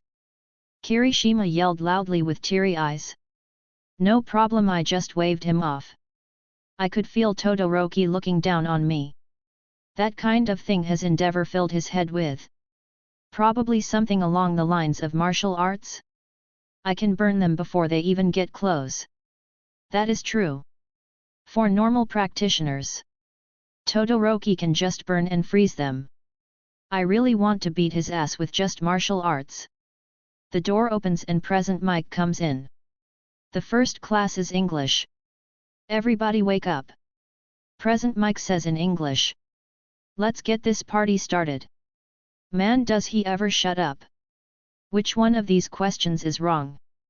Present Mike taps the board with the 4 questions. I just slump on my desk. Ugh, maybe I can convince Nizu to skip all of these. Coto Shinichi. If you think my class is so boring, why don't you solve exercise 5? Present Mike said with a smirk. Like he had caught a bad student. Sure. I answer in English and glance at the exercise. It was one of those where you have to read a text and answer some questions. Well, the answers are. She did steal some merchandise. Shoplifting can be punished with jail time. And the hero made a mistake by not stopping her before she used her quirk. Present Mike looked stunned by my fluent English. I travel the world on a regular basis for my competitions. Do you think you can do that without knowing English? Oh, and my English should be beyond what you will teach in this school anyway. Can I sit down? Ah, sure. Mike just decided to ignore my existence. Lunch. Lunch Rush truly is an excellent cook. No, a chef. Look at him go. Isn't that like his 14th plate? He is a freaking monster. Don't these kids have anything better to do than watch me eat? Yo, Lunch Rush. 10 more. I yell out. Got it. The cooking hero yelled out from the kitchen. Seriously, Shinichi. Control yourself a bit. Ran shook her head as she looked at the empty plates at my sides. Ran, you know I eat a lot. You have known that since we were kids. She rubbed her neck. Yeah, but you might give the others a wrong opinion. I don't care what these kids think of me. My quirk uses a lot of stamina. So I need to eat as much as I can when I can. Give up, Ran-chan. You know he will never change. Momo tapped Ran on her back. Why would I change? I'm perfect as I am. Is it a bit arrogant? Yes. Is it false? Nope. So I have the right to be arrogant. Hero basic training with all might. I am coming through the door like a normal person, and here is Johnny Bravo in the flesh in his red suit and blue cape. The class immediately starts to stare in awe. It's All Might. Wow, he really is a teacher. Kirishima. That's a costume from the Silver Age, isn't it? The style is so different it's giving me goosebumps. Man, you are really soaking it up. I look at All Might, who was taking exaggerated slow steps. I teach hero basic training and I blank out for the rest of his speech until he says combat training. Combat, Bakugo yells out. Training, and Midoriya finishes his sentence. I'm getting gay vibes. Or maybe bi vibes. And to go with that there are these. The wall starts to open up, revealing suitcases. Costumes based on your quirks and requests you sent before school started. Whoa! Are they really calling them costumes? Why not make a costume party while you are at it? Like Halloween. After you change, gather in ground beta. All Might yelled out, and all of us go and change. Locker rooms. Wow dude, you are ripped as fuck, Kirishima said in awe. As I said, I have been training since I was 3 years old. There was a huge difference in our training. Sugar Lips is the bulkiest, but that doesn't mean he is stronger. My muscles and bones are vastly different than normal. As is the way I train. Each of my muscles are made for battle. That's why my build is different. You won't get muscles like these while training in the gym. Who the fuck starts training at 3? Hey! Bakugo yells out. I do. And I think you remember it quite well. You were very annoying as a kid, Bakugo. I beat you a few times because of that nasty personality of yours, I say casually while I put on my suit. Hey? I'll beat your ass. Bakugo's face started to change. The fuck? So it wasn't just a comedy effect? His face really turned out like that when he got his medal at the UA festival. Sure, keep on dreaming, Sparkles. I'm done with changing, so I exit the room. Grrrrrrrrr. Ground beta. They say clothes make the man. Be fully aware that from now on, you are heroes. Yeah, right. I look around seeing everybody's hero suits. Now shall we begin, you zygotes? All Might looked at us, then his eyes stopped at Deku, who just came in. All Might put his hand over his mouth to stop himself from laughing when he saw Deku's suit. It was stupid. No, it was idiotic. It was just a regular jumpsuit. As expected from a mama's boy. He should have at least asked for some protective gear and Kevlar textile to make it more durable. Everybody looked the same except for Momo and me. I didn't let Momo wear that stupid leotard she wore in the original. She showed off way too much skin, one cut with a poison blade and you're dead. I get that she needed to show off skin to use her quirk. But be smart about it. This time she was in a full-body red suit. It was made from something similar to Mirio's suit. So it was a part of her body technically. It was also made with Kevlar and carbon fibers. That alongside her hair. I don't know how they exactly made it. It was a trade secret. And I didn't care enough to learn it. It cost a lot. I can only assume original Momo didn't want to burden her parents and wanted to be on an equal playing field with the other heroes. To be fair and not have any advantages over her classmates. That didn't happen here. She basically has All Might's suit with a red and black color scheme. She also had elbow and knee guards. Along with special gloves. Sure, showing some skin might attract more fans. But she doesn't care about that. Efficiency above all else. Just like I thought her. She also had a visor built by yours truly. She has a ton of schematics on that thing that she can access with her voice or with her eyes. I opted for something simple. A hero suit won't change anything too much for me. So I asked for some extremely durable yet streckable material. Like the one Mount Lady has. It grows with her. Then I got the idea to get the same clothes as Garu but with a different color scheme. Garu had a black shirt and white pants. I had the reverse. This was a subtle way of reminding people that I fought Garu to a standstill and that we were rivals. For this test you will be split into heroes and villains in a 2-on-2 indoor battle. Teams and opponents will be decided by drawing lots. Johnny Bravo pulls out a box. The pairings were exactly the same as in the original, and because I took my Netta's place here I got paired with Momo. She was happy about his. But some of the pairings were put to fight different teams than in the original. We were in Team C. The first match was Team D vs Team A. Bakugo and Ida vs Okarko and Deku. Things were going exactly the same as they were in the show. Deku and the main love interest went through the window on the first floor. That's their first mistake. She can negate gravity. Both of them could have gone directly to the 5th floor. Then Deku sumo slams him. And tells Okako to go to the missile. The class starts to break down the fight and cheer. Instead of both of them working together to capture Bakugo, they separate. Then everything goes downhill from there. Bakugo blows up the building, nearly killing Deku. Pity, it didn't work. Okako tries to get the bomb in those horrible high heels of hers.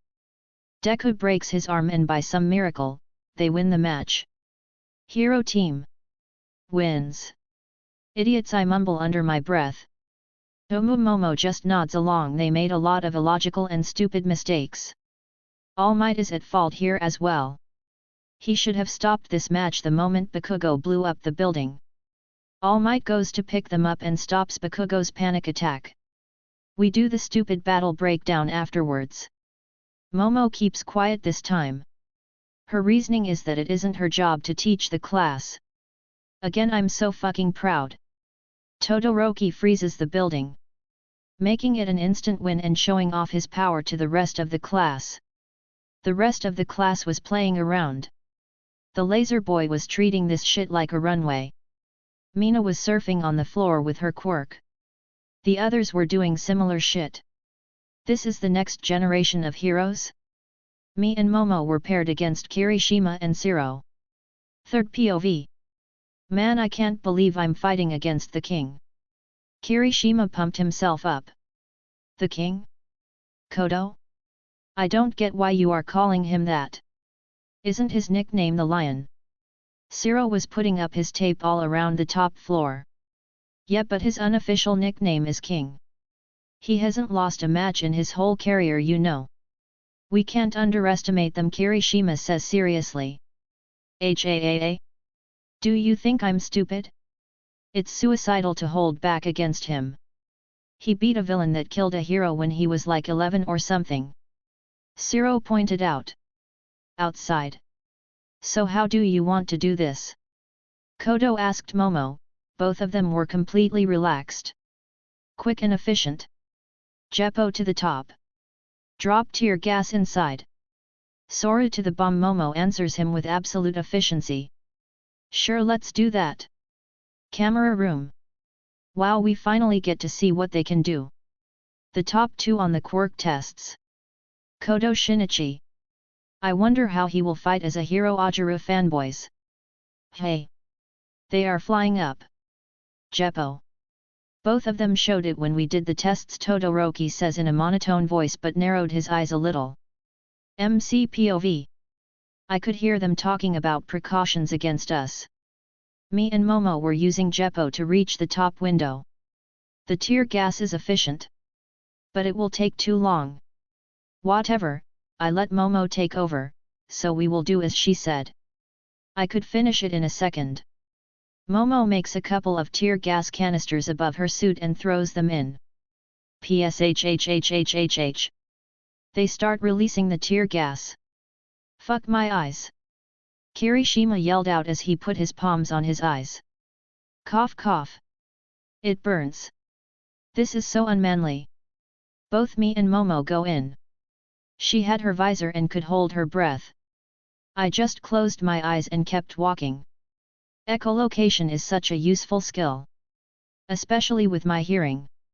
The tear gas couldn't do shit to me anyway, I can resist it. It would just irritate my eyes a little bit. Which I would have to constantly heal. But that was a bother and unnecessary. Me and Momo slowly walked to the bomb using Kamui to bend ourselves around the tape lines. They are here. Damn it. Momo goes for the bomb, while I just hit both of them in the gut and capture them with the capture line. Heroes win. They got both the bomb and the villains. All Might yelled out. All the tests were over, so we were standing outside the exit. Good work everyone.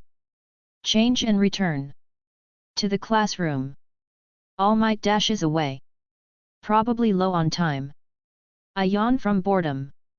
Well, maybe I'll take a quick nap in the classroom. Chapter 95, Lunch Panic.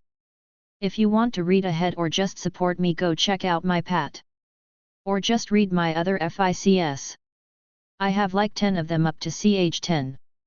Drafts, ideas, plans, polls. Check it out and see if you like what I got. Patreon.com/alcoholic_panda, remove the extra spaces. Discord.gg/6YYVM6TJ6T. Word count 1150. In the classroom. Man, that was not cool. Kirishima had his arms crossed. Sigh, we didn't even get a chance to show off. Zero was also in a bad mood. Well, it was your bad luck that got you matched up against me. I have also faced pros before. Don't mind the results too much. I can't be measured like other students. I was laying on the table bored out of my mind. Plus it was a legitimate tactic that heroes and the police use. Tear gas is a very effective weapon against most villains, Momo explains. I think everybody did their best. The villains couldn't have known that the heroes had tear gas. They planned accordingly and trapped the whole floor. But the heroes used a well-known raid tactic. It was a short but good match nonetheless. Ida stood up and started talking while chopping his arm like a robot. Thrrr. The door opens and Deku comes banged up with his arm in a sling. He looked exhausted. Recovery girl didn't heal him completely, meaning that if she continued he would have been in risk. Okako carrying books runs to his side. Deku-kun, your injuries aren't healed? She asks in a worried tone. Deku stutters before he notices that his boyfriend that Bakugo is gone. We tried to stop him, but he wouldn't listen and already left. Deku started to run to the entrance. $10 that he is gay, Kaminari spoke up, and the rest of the class gave him a stern look. What? I don't have anything against gays, but his behavior points to that. Kaminari raised his hands. I agree. He's either gay or doesn't know it yet, I spoke up, making Kaminari sigh out in relief that he isn't alone. Uraraka, the main love interest, felt that her position was threatened and rushed after Deku. Man, using nicknames like this is fun. Well, since the day is over, how about we just end it here? Unless you guys have any plans. I asked the class. Well, we were hoping on gathering together at a karaoke bar or something to get to know each other. Mina Ashido, Pinky, smiled. We will be heroes, teamwork is important. Ida, robot, chopped with his hand. That's fine with me. Momo. I turned my head to meet her eyes.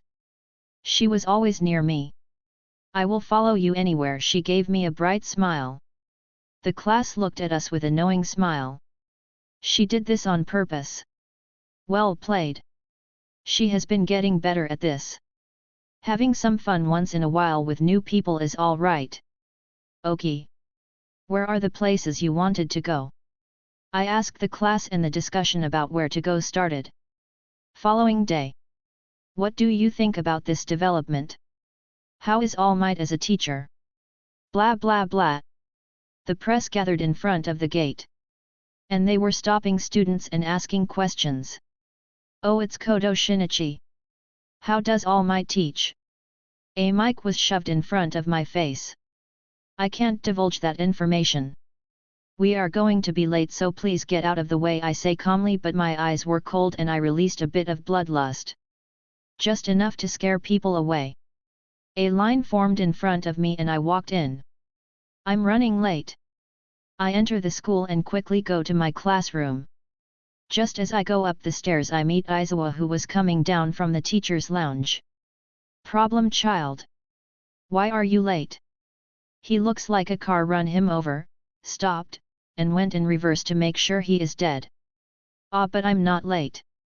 You still haven't entered the classroom. Hence I am safe. Cut the bullshit. What kept you? You are not the type to be late without a reason. Aizawa tries to be intimidating. Cute effort. I had something to deal with before I got to school. It was totally not my fault. Look, can you see the truth in my eyes? I point at my sparkling anime eyes. I told you to stop with the bullshit. Ugh, why did I have to meet you first? Let's go. Homeroom is about to start. Aizawa starts to walk to the classroom.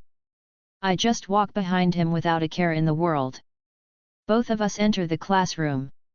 Their eyes widen as they see me walking behind Aizawa.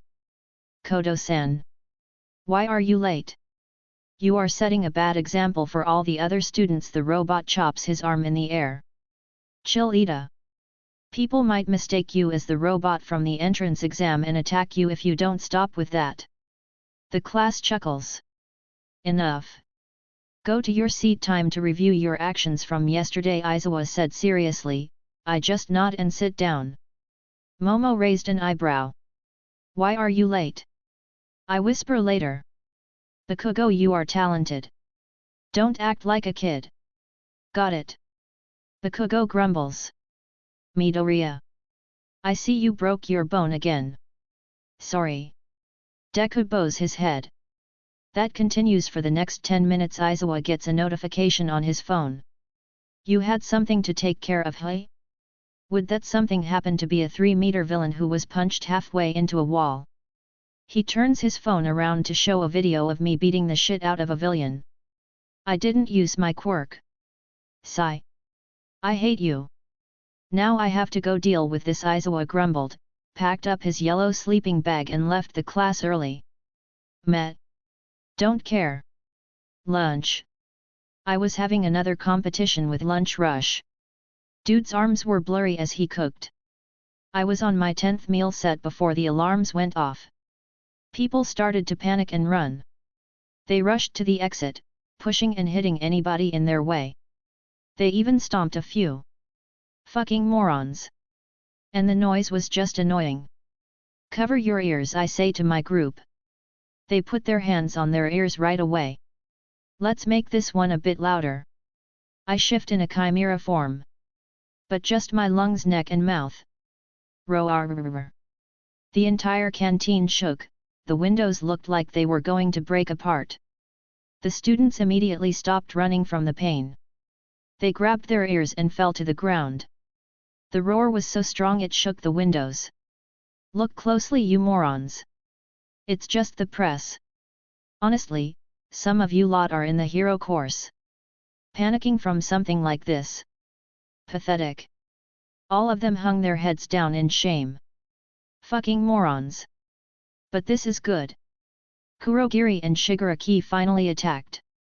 USJ, here I come. It's going to be a fucking massacre. I can't wait. Chapter 96, USJ Attack. If you want to read ahead or just support me, go check out my pat. Or just read my other FICS. I have like 10 of them up to ch10. Drafts, ideas, plans, polls. Check it out and see if you like what I got. Patreon.com/alcoholic_panda, remove the extra spaces. Discord.gg/6YYVM6TJ6T. Been working second shift this week. Didn't have a lot of time to write. I'm working from 2 p.m. to 10 p.m. I'm slow in the mornings and tired when I get back from work. Even now I'm half asleep while writing this. Second shift isn't for me. Even if I get a solid 8-hour sleep out of it. Can't write like I used to. Since I usually write around 6 p.m. Gonna grind out some chaps during the weekend. Well, enjoy the chap. Word count 1370. Number. Everybody. The bus is here. Please line up by seating order. Enter in an orderly fashion. The robot yells out. Everybody was in their hero suit. Except for Deku. His green bunny suit got blown up, so he is in his PE uniform. It's finally time for the USJ fight. I have been waiting for this day. Decay, Warp. Nomu's quirks. All those mob quirks as well. I should be able to bag around 100 to 200 quirks today. Depending on how many mobs they brought. The exact number wasn't specified in the anime. But Nomi's quirks are a must. Super strength and speed. Shock absorption. High speed regeneration. I have made quirks similar to those, but they are still weak. These are high-grade quirks chosen by All for One to combat All Might. They are much better and more efficient than the ones I got. Shoot. I didn't think it would be this kind of bus. Ida snapped me out of my thoughts. There was no point in doing that way. Mina laughed. I say whatever comes to my mind. Midoriya. Yes. Azui. Midoriya starts panicking. Has this man ever talked to a girl before? Call me Tsu. Frog Girl insists. Tsuyu-chan, I'm going to use this, sounds better. Right. Your quirk is like All Might's. Hey. UT think so? But I so. He starts to panic again. Man, this kid is a mess. Kirishima laughs. Wait a section. Tsuyu-chan, All Might doesn't get hurt when he uses his. They just kinda look the same. Midoriya sighs out in relief. This kid can't lie to save his life. Right, didn't he spill the beans to Shigaraki? Even more reason not to let him know anything. But it's nice to have a simple strength quirk. You can do a lot of flashy things. My quirk is good in combat, but it's kind of boring and doesn't gather attention. Kirishima hardened his hand. Don't worry about things like that. Do your best and bring in good results. Fame will follow after that. I nod to Kirishima. He is one of the few that is trying hard to learn the Rokushiki. And is willing to tough out the painful training. My naval laser is both flashy and strong. Laser boy butts in. Honestly, if he kept quiet, people would just forget him. But if it gives you stomachaches, it isn't that great. Mina patted him on the arm. Well, if you are talking flashy and strong. It Todoroki, Bakugo and Coto. Kirishima spoke up. Azui spoke up. Bakugo is always mad, so it doesn't look like he will be popular. Huh? What did you say? Wanna fight? He jumps from his seat. See? Azui just points at him. We haven't known each other for very long. But it's amazing that everybody knows his personality is shit. Kaminari messes with him. Ha! I'll kill you, Pikachu. Bakugo looked one step away from jumping at him. I proceed to ignore the rest of their conversation. We arrive at the unforeseen simulation joint and the Hero 13 was waiting for us. Like, how stupid are you to pick a number for your hero name? I mean, I get the reference Apollo 13 spaceship. But really 13? That name reminds me of the hot chick in Dr. House. I don't actually know what this hero looks like under the mask. Imagine if she really looks like the one from Dr. House. I have X-ray. I can take a sneak peek. The X-ray quirk was one of the first I got. I don't give a shit about the haters.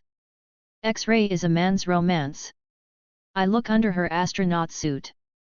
Meh. She is average. Maybe that's why she wears the suit? The pro heroines are usually very pretty. So by not showing her looks at all, she creates a mysterious vibe.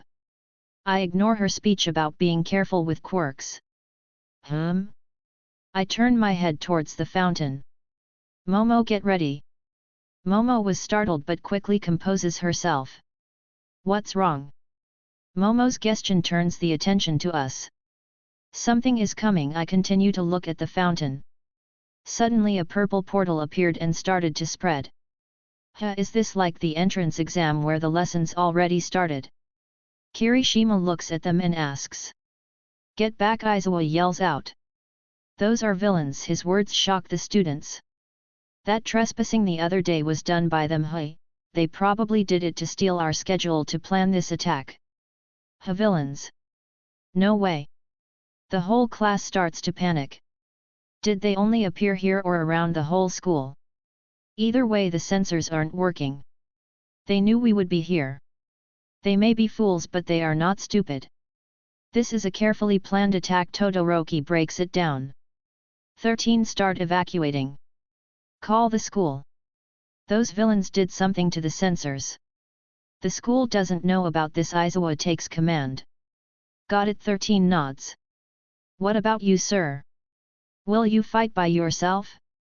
With that many, even if you erase their quirks. Your fighting style is to capture after erasing their quirk. But with so many of them. Midoriya speaks up. A hero can't be a one-trick pony, Aizawa says while putting on his goggles. Getting ready to jump in. Momo sniper rifles. Real bullets, I call out. Got it. She quickly makes 2 rifles for me and her. What are you doing? Go evacuate. 13 yells at us. Shut it. They aren't just going to let us run away. We need to take down their numbers. Momo, focus on their legs. Wait. Aizawa tries to stop us. Okay, Momo answered and started to shoot, and I followed. Bang, bang, bang. Ah! What the heck? They are shooting at us. We hit each villain in their thighs. The Hero Commission will complain if we just killed them. Close combat is different. I might be able to get away with that. There can be accidents. But killing people with sniper rifles is a whole other thing. We already took down 20 of them. I have my spy flies secretly go to them and get a bit of their blood. Ah, snipers? Kurogiri, take care of them. I hear Shigaraki give the order. Understood. Kurogiri disappears. Get going. Aizawa calls to the other students. Coto, Yaerozu, do you know what you are doing? Aizawa comes near us with an angry expression. Shut it. I'm calling down their numbers. After this I will join you down there. You know I'm stronger than you, right? I cut off his hero speech. I really hate you. Aizawa jumps down and we give him cover.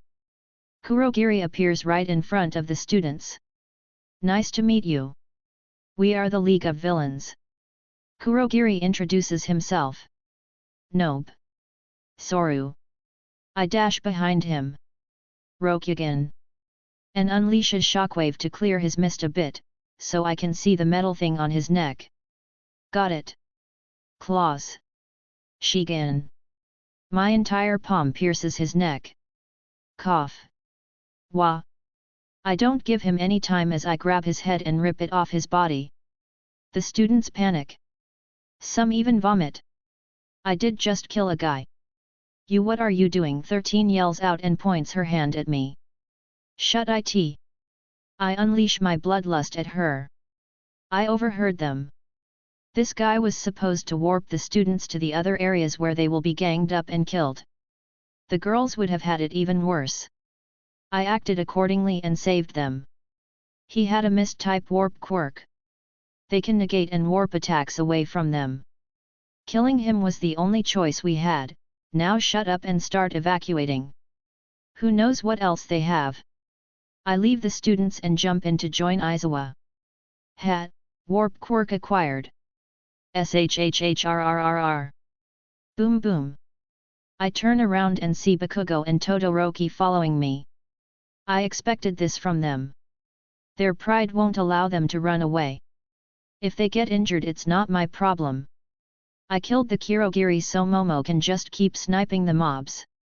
Time to get Nomu and Shigaraki. Chapter 97, USJ Attack 2. If you want to read ahead or just support me, go check out my pat. Or just read my other FICS. I have like 10 of them up to ch10. Drafts, ideas, plans, polls. Check it out and see if you like what I got. Patreon.com/alcoholic_panda, remove the extra spaces. Discord.gg/6YYVM6TJ6T. Word count 1600. Number. Kurogiri. Damn you. Nomu, kill that brat. Shigaraki instantly goes into rage mode. His plan was stopped right at the start. And as any gamer child, he starts raging and screaming. Nomu, the big ugly brute, screams with his bird beak. He dashes straight at me. I use my quirk to start processing things faster. Nomu and everything around me slowed down. Fast. He really is made to fight All Might. Even his speed is almost equal to him. Now fighting him head-on is suicide. That's what I would say if I was a muscle idiot. I didn't train my swordsmanship to such a high level for nothing. I make a kangaroo pouch. Frankly, it's just an aesthetic. I'm actually using other quirks to pull out items. I'm doing it this way because people really don't try to look into it. Thank you, Doraemon. Almost 3 centuries after you were created and you are still messing with people's minds. And even if they look into it, I have a convenient excuse ready. I grab out my specially made katana. I made this thing with Momo's quirk. Creation. I have had a long time to practice it and it pairs well with food immersion. The ability to create and ability to stock up energy. My sword is made from a special metal alloy I designed. Having a supercomputer for a brain helps with that. The sword is practically unbreakable and weighs a lot. Like normal katanas are usually 1 to 2 kilograms. Mine weighs about 50 kilograms. Thanks to my strength I can wield it like a normal one. At first, I planned for a European sword. But then I realized it wouldn't suit me. They are made for preying and using their length to pierce targets. Some are made for slashing, but the katana excels at slashing attacks. Which is what I need. Just making that thing molecule by molecule was a pain in the ass. It took 3 hours to make it even with my brain. This thing can cut through steel with little difficulty. With my strength and skill, it can do a lot more. I boost my strength, lift my sword and slash down. Whoosh! A giant bluish-white sword cleaved its way toward the Momo. Anything in its path was cut in half. There was a long cut in the ground starting from me all the way to the Momo. What the hell? The Kogo and Todoroki looked shocked at the scene, the latter even more because he couldn't say a word. Oi, stop staring like idiots, he is still alive, go take care of the mobs. The Momo quickly pulled the separated parts together and regenerated. So one cut won't do anything. Wonder if it could heal if I dice it up. I jump up and start sending slashes at Momo's head. I don't understand why the brain is exposed. I mean he heals the damage up but the slashes slow him down for a bit. Each time I slash his brain open he has to heal up, remember his commands and follow them. That leaves a small gap when he stops. Well, because of his super regeneration it's barely noticeable. It's less than a second. If he had normal regeneration it would have taken a lot longer. I throw around attacks at different angles but he shrugs them off. I use Sora to get in the middle of the grouped up mobs. The Momo keeps slaughtering them while trying to kill me. Killing them would cause unnecessary trouble for me. Kurogiri was one guy but if I slaughter a bunch of weaklings it will be a pain to handle later on. So Momo killing them is really helping me out. But normal slashes won't work against him. So let's try it this way. I grab my katana and wait for Momo to get close enough. Just as he got in my range I unleashed the ultimate blade technique. Divine Demon 100%. Tsubamegaeshi. I slash at him from the left, quickly pull back and slash from above, I do the same and slash from the right. 3 slashes were done at the same time. This technique is impossible to avoid. The first slash distracts them, the second from above stops them from defending against the first and the last one traps them. Tsubamegaeshi is too fast to defend against in the first place, that's without the blade arcs trapping the opponent. The result was already decided the moment the technique was used. Thud. The Momo was beheaded. I heard people scream out. I totally ignore their words as I focus on the Momo. The flesh on the neck started to squirm, it was already regenerating. Immediately some tendrils form from my back and stab Momo in the back. I start draining his blood. He can't move before he regrows his head. I should get as much blood as I can. It started to regenerate from the neck up at incredible speed but I didn't just stick around and wait. I made strong tentacles and grabbed its hands and feet to stop it from moving, then I raised the Momo in the air and spread its limbs. Time to slice and dice. I used my full speed and strength to start mincing the Momo. Flesh and blood were spraying from it. Frankly, this was like those combo strikes in old fighting games. After a minute of non-stop slashing, I stop. There is no other way to describe this. The Momo was butchered. The chest and stomach were slashed open and bleeding, the guts were barely hanging from its stomach. Its limbs were hanging onto the torso by a few small muscles. I got enough blood to speed up the Quirk simulation. Time to end this. Goodbye, you sad excuse for a punching bag. From my shoulder, a snake formed and bit the Momo. The infected area immediately started to blacken. Basilisk venom. I stole the design from that dinosaur base and improved it. Doesn't matter how much you regenerate. If you are bit/infected you are dead within a minute. I put it down and start walking to Shigaraki, who was getting crazier by the second. He was breathing heavily and scratching his neck until he drew blood. No, no, no, no. This is all wrong. Momo is the perfect killing machine. It can kill All Might. Defeating it is impossible. Shigaraki started yelling like a madman. Since the Momo was taken care of, I started to make my way toward him. I beat up the mobs in front of me. Momo still kept shooting them in the legs. There were dozens of mobs moaning and bitching on the ground. Get him! Shigaraki yelled out, but the mobs were frozen. After all, they are not suicidal. If you don't fight, I will kill you myself. With Shigaraki threatening them, they all attacked me. I didn't want to waste time fighting them, so I kneeled down and just did a circular horizontal air slash. Kite from HXH. The attack cut off all their legs. If they die from blood loss, it's not my fault. Boom boom die. Well, Bakugo and Todoroki seem to be doing a good job at cleaning up the mobs. I continued to casually walk to the trembling man-child. So what did you say again? A perfect plan to kill All Might.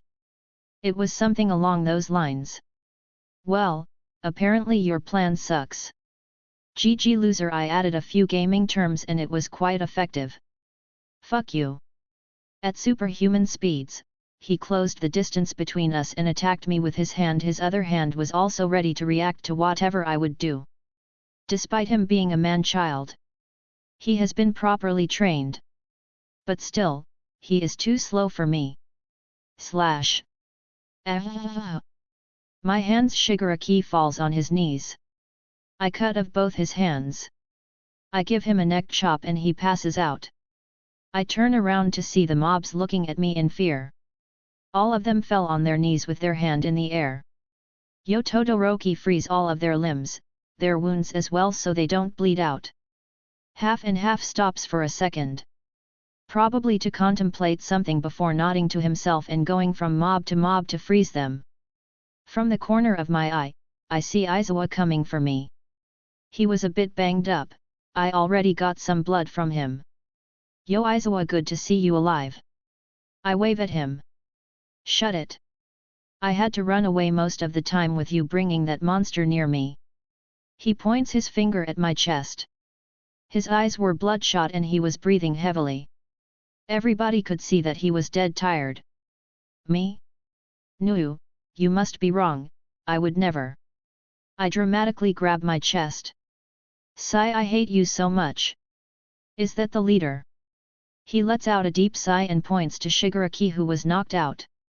Yep, I know he doesn't mean the hate part. Okay, maybe a bit. He has major headaches that he gets from the stacks of paperwork that he has to do as my classroom teacher. Like with the villain I shoved halfway through a wall. He had to deal with the school, police, and the press. I salute you, sleep-deprived soldier. Blob, blob. Hey? I turned back to look at the man-child, only for black liquid to start flowing from his mouth and started to surround him. I swung my sword at him. Plop. Slash. Tisk, missed by half a second. Fuck. Guess plot is still a thing. I should have killed him when I got the chance. I forgot about that liquid warp quirk. Met. Until next time, I guess. Have you ever tried shawarma? I wanna eat shawarma. Aizawa just facepalms and groans. I could hear him mumble something about paperwork and problem child. Not my problem. Food first. Momo, let's go eat. Hi. Chapter 98, Aftermath. Season 2 starts. It gonna go fast from now on XD. Well, the sports festival arc is like 10 chapters. Just wrapping it up. And the one-on-one fights are around 1,800 words each. I messed up my original plans cause I was having too much fun writing it with the flow. Read the rest at the bottom of the chap, please. Word count 1,450. Number. I will ask again. Why did you kill Kurogiri? The police officer was staring down at me. I just give him a lazy smirk. I have been in this interrogation room for 5 minutes. And I gotta say, I'm having fun. Don't know. Why did I kill him? Slam. I'm asking the questions here, kid. The police officer yells. Are you sure? Because I'm pretty sure I just asked a question as well. The veins on his forehead start popping. Oh, your face is getting red. You should take care of yourself. Wouldn't want you to have a stroke. Then again, looking at that grey hair, a heart attack looks more likely. Ha ha ha. Asterisk slam. Asterisk. Shut it. On the other side of the interrogation room. That's enough. Detective Nayamasa stands up. But sir, we still haven't gotten anything, the man handling the equipment stuttered. And you won't get any. Can't you see he is playing with you? And his lawyer just arrived. Look at the camera. Nayamasa pointed at the camera and the people in the room paled. Ariki Sasuke. No way. How is she his lawyer? Doesn't she only represent big name companies? I heard her hourly fee is like my monthly pay. How can this kid afford her? Didn't he win a bunch of tournaments? You think tournament money can cover her fees? You're delusional. Nayamasa sighs and looks through the window. Coto Shinichi was looking directly at his eyes. Shudder. Brrrr. Monster. Fuck. Why do I have to deal with him? Nizu told me he has a lot of dirt on some big wigs. A phone call and he can fire half the police force in his city. Sometimes I really hate this job. First Kaito Kid, then Garu. Now the League of Villains. Maybe I should look into changing professions. The stress will kill me before even the villains come close. UA 2 days after the incident. Hey, did you watch the news last night? The whole class was shown for like a second. I didn't stand out at all. Invisible Girl slumped a bit. That's true, Multi-Arm says bluntly. Tall Boy notices and tries to soften the blow. Well, it's hard to stand out when only your gloves and boots could be seen. Then the whole class starts talking about it. I was laying on my desk trying to get some sleep. I spent tons of energy to get Kurogiri's quirk up to speed. Literal tons. The more energy I put into it, the faster the simulation will finish. Last night. Well, more like morning, I finally got the quirk. I could only make a small mist the size of my fingernail. But I'll focus on training this one. It's priority number 1. I finally have a warp quirk. I fell asleep at around 6 AM. And now I'm here at school. Homeroom starts at 8:30. I only slept for around 2 hours. And my reserves are dry. The first time in forever. I feel like shit. Everyone. Homeroom is about to start. Stop talking and take your seats. Fuck you, Ida. I'm so letting stain cripple your arm, or leg. Or whatever. We are already in our seats. You are the only one who isn't. So who is going to teach homeroom? I heard Aizawa had some injuries that would take a while to heal. Mina asks. Bang. The door opens. Morning. Aizawa walks in bandaged like a mummy. Aizawa-sensei, you are back. The class yells out. Are you sure you should be teaching? Okako asks in a worried tone. My health is irrelevant. The old lady went too far. Some of the mob villains had a quirk that damages the skin by drying it at high speeds. It had a delayed effect. Luckily I was already in a medical bed when it happened. Recovery girl went overboard with the bandages. Bzzz. No, I didn't. And if you so much as slip on the floor, I'm tying you to the bed. Recovery girl's voice was heard over the speakers. The class looked awkwardly at Aizawa, whose eyebrow was twitching. Anyway. Your fight isn't over yet. Fight? No. Villains again. The class started making wild guesses. The UA Sports Festival is about to begin. That's a super normal school event. Wait. Wait. Slow down. Kaminari stopped some of the others from celebrating. Is it alright to have a sports festival so soon after the villain attack? Jiro shared her concerns. What if they attack us again? Tailboy asked. You would think so. But every year tons of heroes come to see the event to scout out potential recruits. Attacking the sports festival is just suicidal. Fuck, I'm too tired to even talk. Correct. Oh, and why are you so tired, Coto?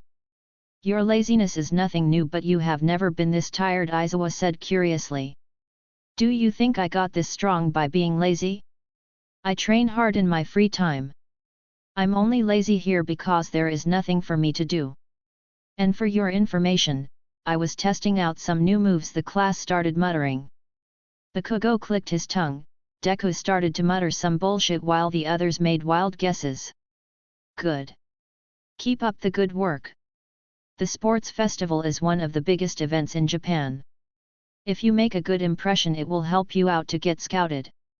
Joining a famous hero agency will get you more experience and popularity. One chance a year. No aspiring heroes can afford to miss this event. Nice speech. Good night. Lunchtime. Finally. I need some food. Invisible Girl was getting pumped up. Saying she needs to get scouted. Yet. Not gonna happen. She will need to learn to turn off her quirk. She wasn't the only one getting excited. The whole class was. Well, except me. Momo and Todoroki. Deku-kun, Ida-kun. Let's do our best at the sports festival. Eureka said with a serious expression. Damn, that aura can rival some of the old martial artists I fought. Everyone, I'm going to do my best. She pumped her fist in the air. Right. I forgot she needs to help her family. Maybe I should help her out. A favor for a future time, help get her quirk licensed, so she could help out her family. Not a bad idea. I followed them down the hallway. I am here. All Might. Deku Squad yelled out. Midoriya Shonen. Coto Shonen. What to have lunch? He picked up a small lunchbox he was carrying, making Eureka cover her laugh. Sorry, not interested. I'm starving and I am determined to make lunch rush give up. I'm going to eat a 100 servings. All Might choked because of my words. Well, he is paying for it. Bet he regrets accepting that part of our deal. All Might and Midoriya watch Coto walk away. Ah, maybe he is still angry at me. All Might scratched his head. Angry why? Deku asked, surprised by this information. Well, we used to spar a lot, honestly that kid is scary. Every time I spar against him I feel like I'm fighting against a wild beast. But ever since I lost most of my strength around a year ago, he stopped asking me for spars. Something about not wanting to fight a man 1 foot into the grave. You used to spar? And he was keeping up with you, Midoriya said in awe. Honestly, it was getting difficult for me to keep up with him. I mean, if I used all my strength and fought him like I fight villains, then sure I could defeat him. Probably. But in terms of technique and skill, he outmatches me by a lot. And he does that annoying thing when he uses my own strength against me. Midoriya looked speechless. Midoriya Shonen, I would like to say something unreasonable like win this tournament. But honestly, I don't think anyone can beat Coto Shonen. I want you to do your best and learn to control one for all. That's all I can ask. Midoriya lowered his head. So I can't beat him. As you are, no. But that doesn't mean you can't. Learn to control your quirk. Learn martial arts. Especially the Rokushiki. And next year, take the number 1 spot from him. All Might says in his buff form. Hi! Midoriya yells filled with excitement. I will do my best. Maybe I can beat him this year. Midoriya pumped himself up. If Midoriya beats him, I will rub it in Coto Shonen's face. He broke my nose far too many times. I will have my revenge. Muhahaha. Number author note. Does anybody have any idea how German tax laws apply to Pat Rayon? I have been getting info from different sources and they all give different information. As some say half of the money will be taken as tax. Pat should have handled that. It says they send the required money to the tax agency. I don't know. Some say I don't get taxed if I don't make over €3,000 a year. Don't get me wrong. I'm happy with how much I'm getting now. It helps out with the bills. But I don't want it to end up as federal tax evasion. I don't think they have internet in jail for me to write their XD. Anyway yet. If you have some info, or know a German writer who has a pat, tell me or just say it on my Discord. THX in advance. If you want to read ahead or just support me, go check out my pat. Or just read my other FICS. I have like 10 of them up to ch10. Drafts, ideas, plans, polls. Check it out and see if you like what I got. patrayon.com/alcoholic_panda, remove the extra spaces. discord.gg/6yyvm6tj6t. Chapter 99, UA Sports Festival. If you want to read ahead or just support me, go check out my pat. Or just read my other FICS. I have like 10 of them up to ch10. Drafts, ideas, plans, polls. Check it out and see if you like what I got. patrayon.com/alcoholic_panda, remove the extra spaces. discord.gg/6yyvm6tj6t. Word count 1033. Number. Ha ha ha ha. Lunch rush collapsed from overwork. Take that. I win. A hollow victory? Cheating using food immersion? Who cares about stuff like that? I won. That's all that matters. It's 3:20. The last class for today is over. I need to go and work on the warp quirk. What's going on? Eureka yells out. Hey? Oh right. The other classes are here to declare war. What business do you have with Class A? Ida asks them, still moving his hand like a robot. Scouting out the enemy. We are the class that survived a villain attack. They want to check us out before the sports festival. Out of my way, extras. Bakugo says neutrally. Which is so unlike him. Stop calling people extras just because you don't know them. Ida scolds him. But he is right. This is a complete waste of everybody's time. If they have time for this shit, they should be out training. If they want to enter the hero course, they shouldn't be wasting time like this. I step in front of the crowd. Move it. I have better things to do today. I release some of my aura and the people start to back away from me. I feel like a predator staring down at them. I look at the crowd. If you want to join the hero course, put in the work. There is a gym here at school. You can also apply to use the grounds to train. If you are going to waste time by doing this, then you have no excuse if you fail at the sports festival. Good luck to all of you. I start walking away. Momo is right behind me. The crowd was so stunned they couldn't get a word out. I don't care about the situation with Shinso and Tetsu. The UA Sports Festival is in 2 weeks. A/N I was wrong. It's 2 weeks instead of 1. A 2-week training montage later. Day of the festival.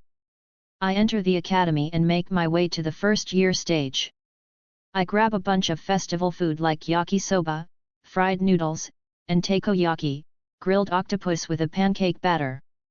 No reason to enjoy myself. 1A waiting room. I wanted to wear my costume, Mina complained. All of us were in our PE uniform. To keep everything fair, everybody is in their PE uniforms. I wonder what the first round is going to be. Sugar Riesler asks nervously. No matter what comes, we have no choice but to deal with it. Tokoyami is acting like an edgelord as usual. Everyone. Are you ready? We will be starting soon. Ida enters the room like he was a part of a SWAT team. I ignored the nervous kids and continued to munch on my snacks. Hey Coto, can I have some? Kirishima asked politely. I just grabbed one of the unopened boxes and threw it at him. Takoyaki nice, he said happily as he started to eat and calm his nerves. Midoriya. Todoroki calls him out, getting the attention of the class. Hey? Todoroki. The nerd turns around. Looking at things objectively, I think I am stronger than you. Hey.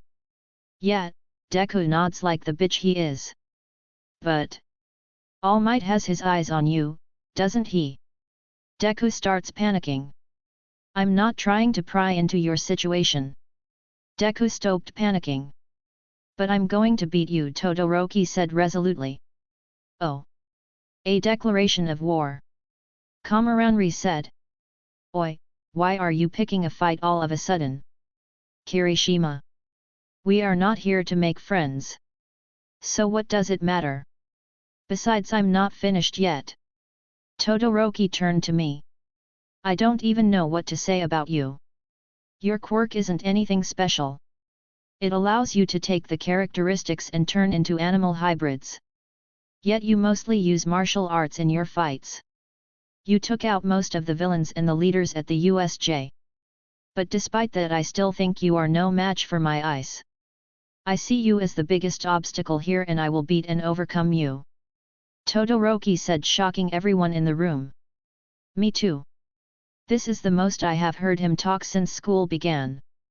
Kid sure has a lot of balls saying this to me. But originally he would be right. The only reason he lost to Stain is because hostages were there.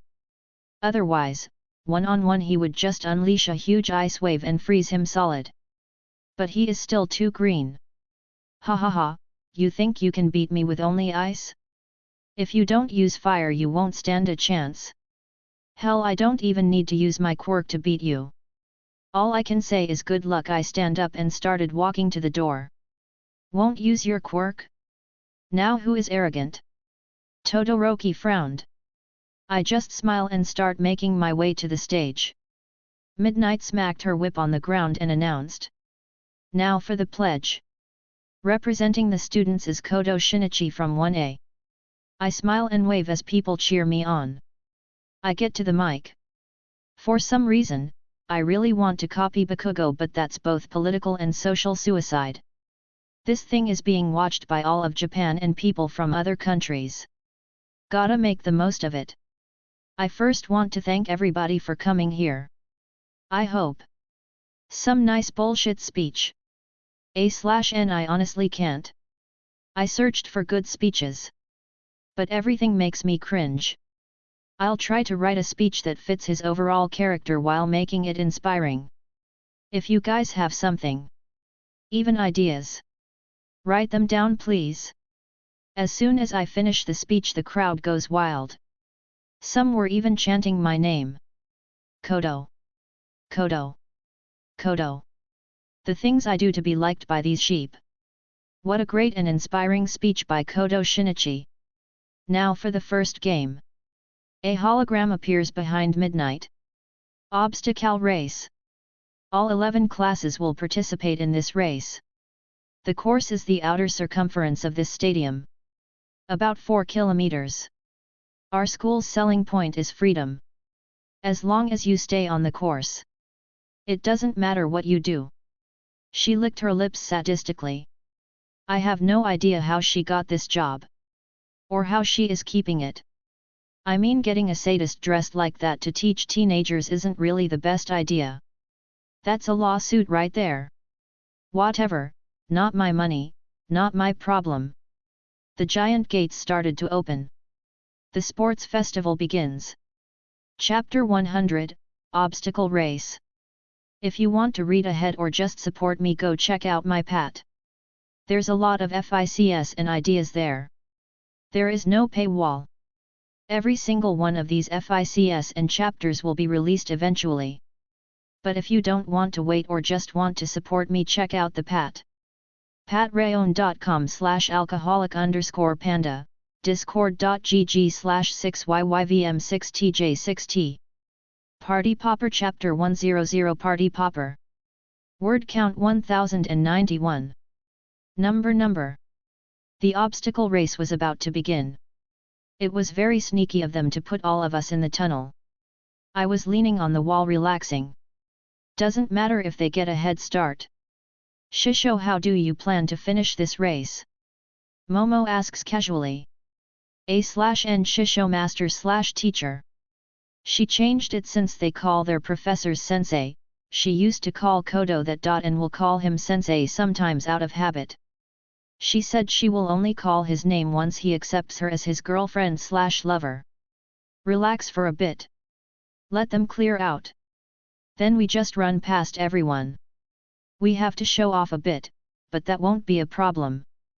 We could just fly all the way to the finish line, but that's no fun, and I think a lot of people will be disappointed with that kind of victory. Momo just nods and smiles. While both of us were chilling, the rest of the students were having a mental breakdown. All of them were jittery and nervous. Start? Midnight's voice spread from the speakers, and that was the trigger. Students started to push and pull each other to get in the lead. It was absolute chaos. Wow! Fucking morons! Then I felt cold air coming from below. Momo, jump! She immediately did so and I followed. A second later the ground was frozen over and a lot of students were trapped in ice. Not a bad move actually. Looking at the crowd, this won't clear anytime soon. I'll just use the walls. I do a strong jump and land on the wall and another jump to exit the tunnel. Momo does the same from the other side. We left 2 craters in the wall and some debris falling on people's heads. When we came out, we were greeted by some 0-pointers and the mob pointers. Momo, an ordinary sword please. Hi, she just gives me a very basic European sword. The most common type. Momo, Yaerozu. Quirk, creation. She can make anything she wants as long as she knows the molecular structure. Present Mike started explaining things for the crowd. I grab the sword and do a casual vertical slash. The 0-pointer in front of us was split in half. The other departments, not knowing what I could do, openly gaped at this. Coto Shinichi. Quirk, code. Allows him to manipulate binary and genetic code. The latter was only unlocked after his near-death experience with a villain. And can be used to turn into animals and animal hybrid. Nice, he said it exactly as I wanted. You see, an animal transformation quirk is very powerful. Especially multiple animals. People would just assume that that's the limit. Since it's way more powerful than a normal quirk. Todoroki has reached the fall and is quickly getting past it. Present Mike yells out, hyping the crowd. But for some reason Coto and Yaerozu are still at the starting line. What are they doing? Just wait and see, Aizawa said in his monotone voice. Hey, Aizawa trusts me. Guess saving him and the rest got me some brownie points. Well, Momo. Let's take this to the sky. As I say that, a giant pair of wings appear on my back. These were my very basic bird wings. No need to show off my strongest abilities here. My hybrid wings were a piece of art. I can easily outfly hawks with them. Momo focuses as some blades rip apart the gym uniform where the shoulder blades are. Then the blades started to glow as they were being reconstructed and more metal started appearing. In about 20 seconds. She had some badass. Momo makes a jetpack. With a pair of white orange turbine wings. I gave the design for the generator Rex jet wings. I told her she could change it up and she did. Like me, she has a special model she reserves only for extreme situations. I thought her so well. We both blast off into the air. What the hell, they can fly? Present Mike says in an extremely fake surprised voice. He might have been surprised by Momo. But they already knew I could fly. Coto can turn into animals. Of course he can fly. Yaerozu is a pleasant surprise though. Being able to fly is a great advantage. Aizawa spoke in his usual voice, but I could sense some pride hidden in there. Doesn't that mean they could just fly to the end? Can they do that? Everything is fair as long as they stay on the course, Aizawa quotes Midnight. But winning that way is no fun. So we outflew everyone and landed right before the midfield. Coto was in the lead. Momo. See you at the finish line. I used Soru and acrobatics to move around the landmines. Momo followed behind me. They can be easily spotted if you look hard enough. Even if we step on some, we are too fast to be caught up in the explosion. I was approaching Todoroki, and I grinned as a scene popped into my head. On your left, and I passed by Coto. Hey! He was surprised that somebody passed him. Momo was right behind me. On your left. Try to keep up, she says cheekily as she steps on the mine in front of Todoroki before using Soru to get away. The result was Todoroki being sent flying back, coincidentally hitting Bakugo who was in the air behind him, making them both land on some mines and sending them flying again. I zoomed past the mines. Ironically, this is one of the first training methods I developed. Jo's Ryuki from Kengan Omega. To step on one of the many small circles painted on the ground. Only one foot is allowed to touch the ground at a time. It was training designed to help you shift your center of balance from one leg to the other. It gets rid of wasted motions and makes you faster. Which is perfect for the minefield. I exit the tunnel and I was welcomed by cheers from everybody in the stadium. The first person back in the stadium is that man. He lets it hype up a little before screaming out Kodo Shinichi. I wave my hand at the crowd. Momo arrived a minute after me. Well done, I give her a smile. Sigh, I'm still no match for you, sensei. Even after you holding back a lot, Momo says dejectedly, but still gives a bright smiles. Todoroki followed up as third. Bakugo fourth. Ibara fifth, Midoriya sixth. Oh. Not even in the top 5. Och.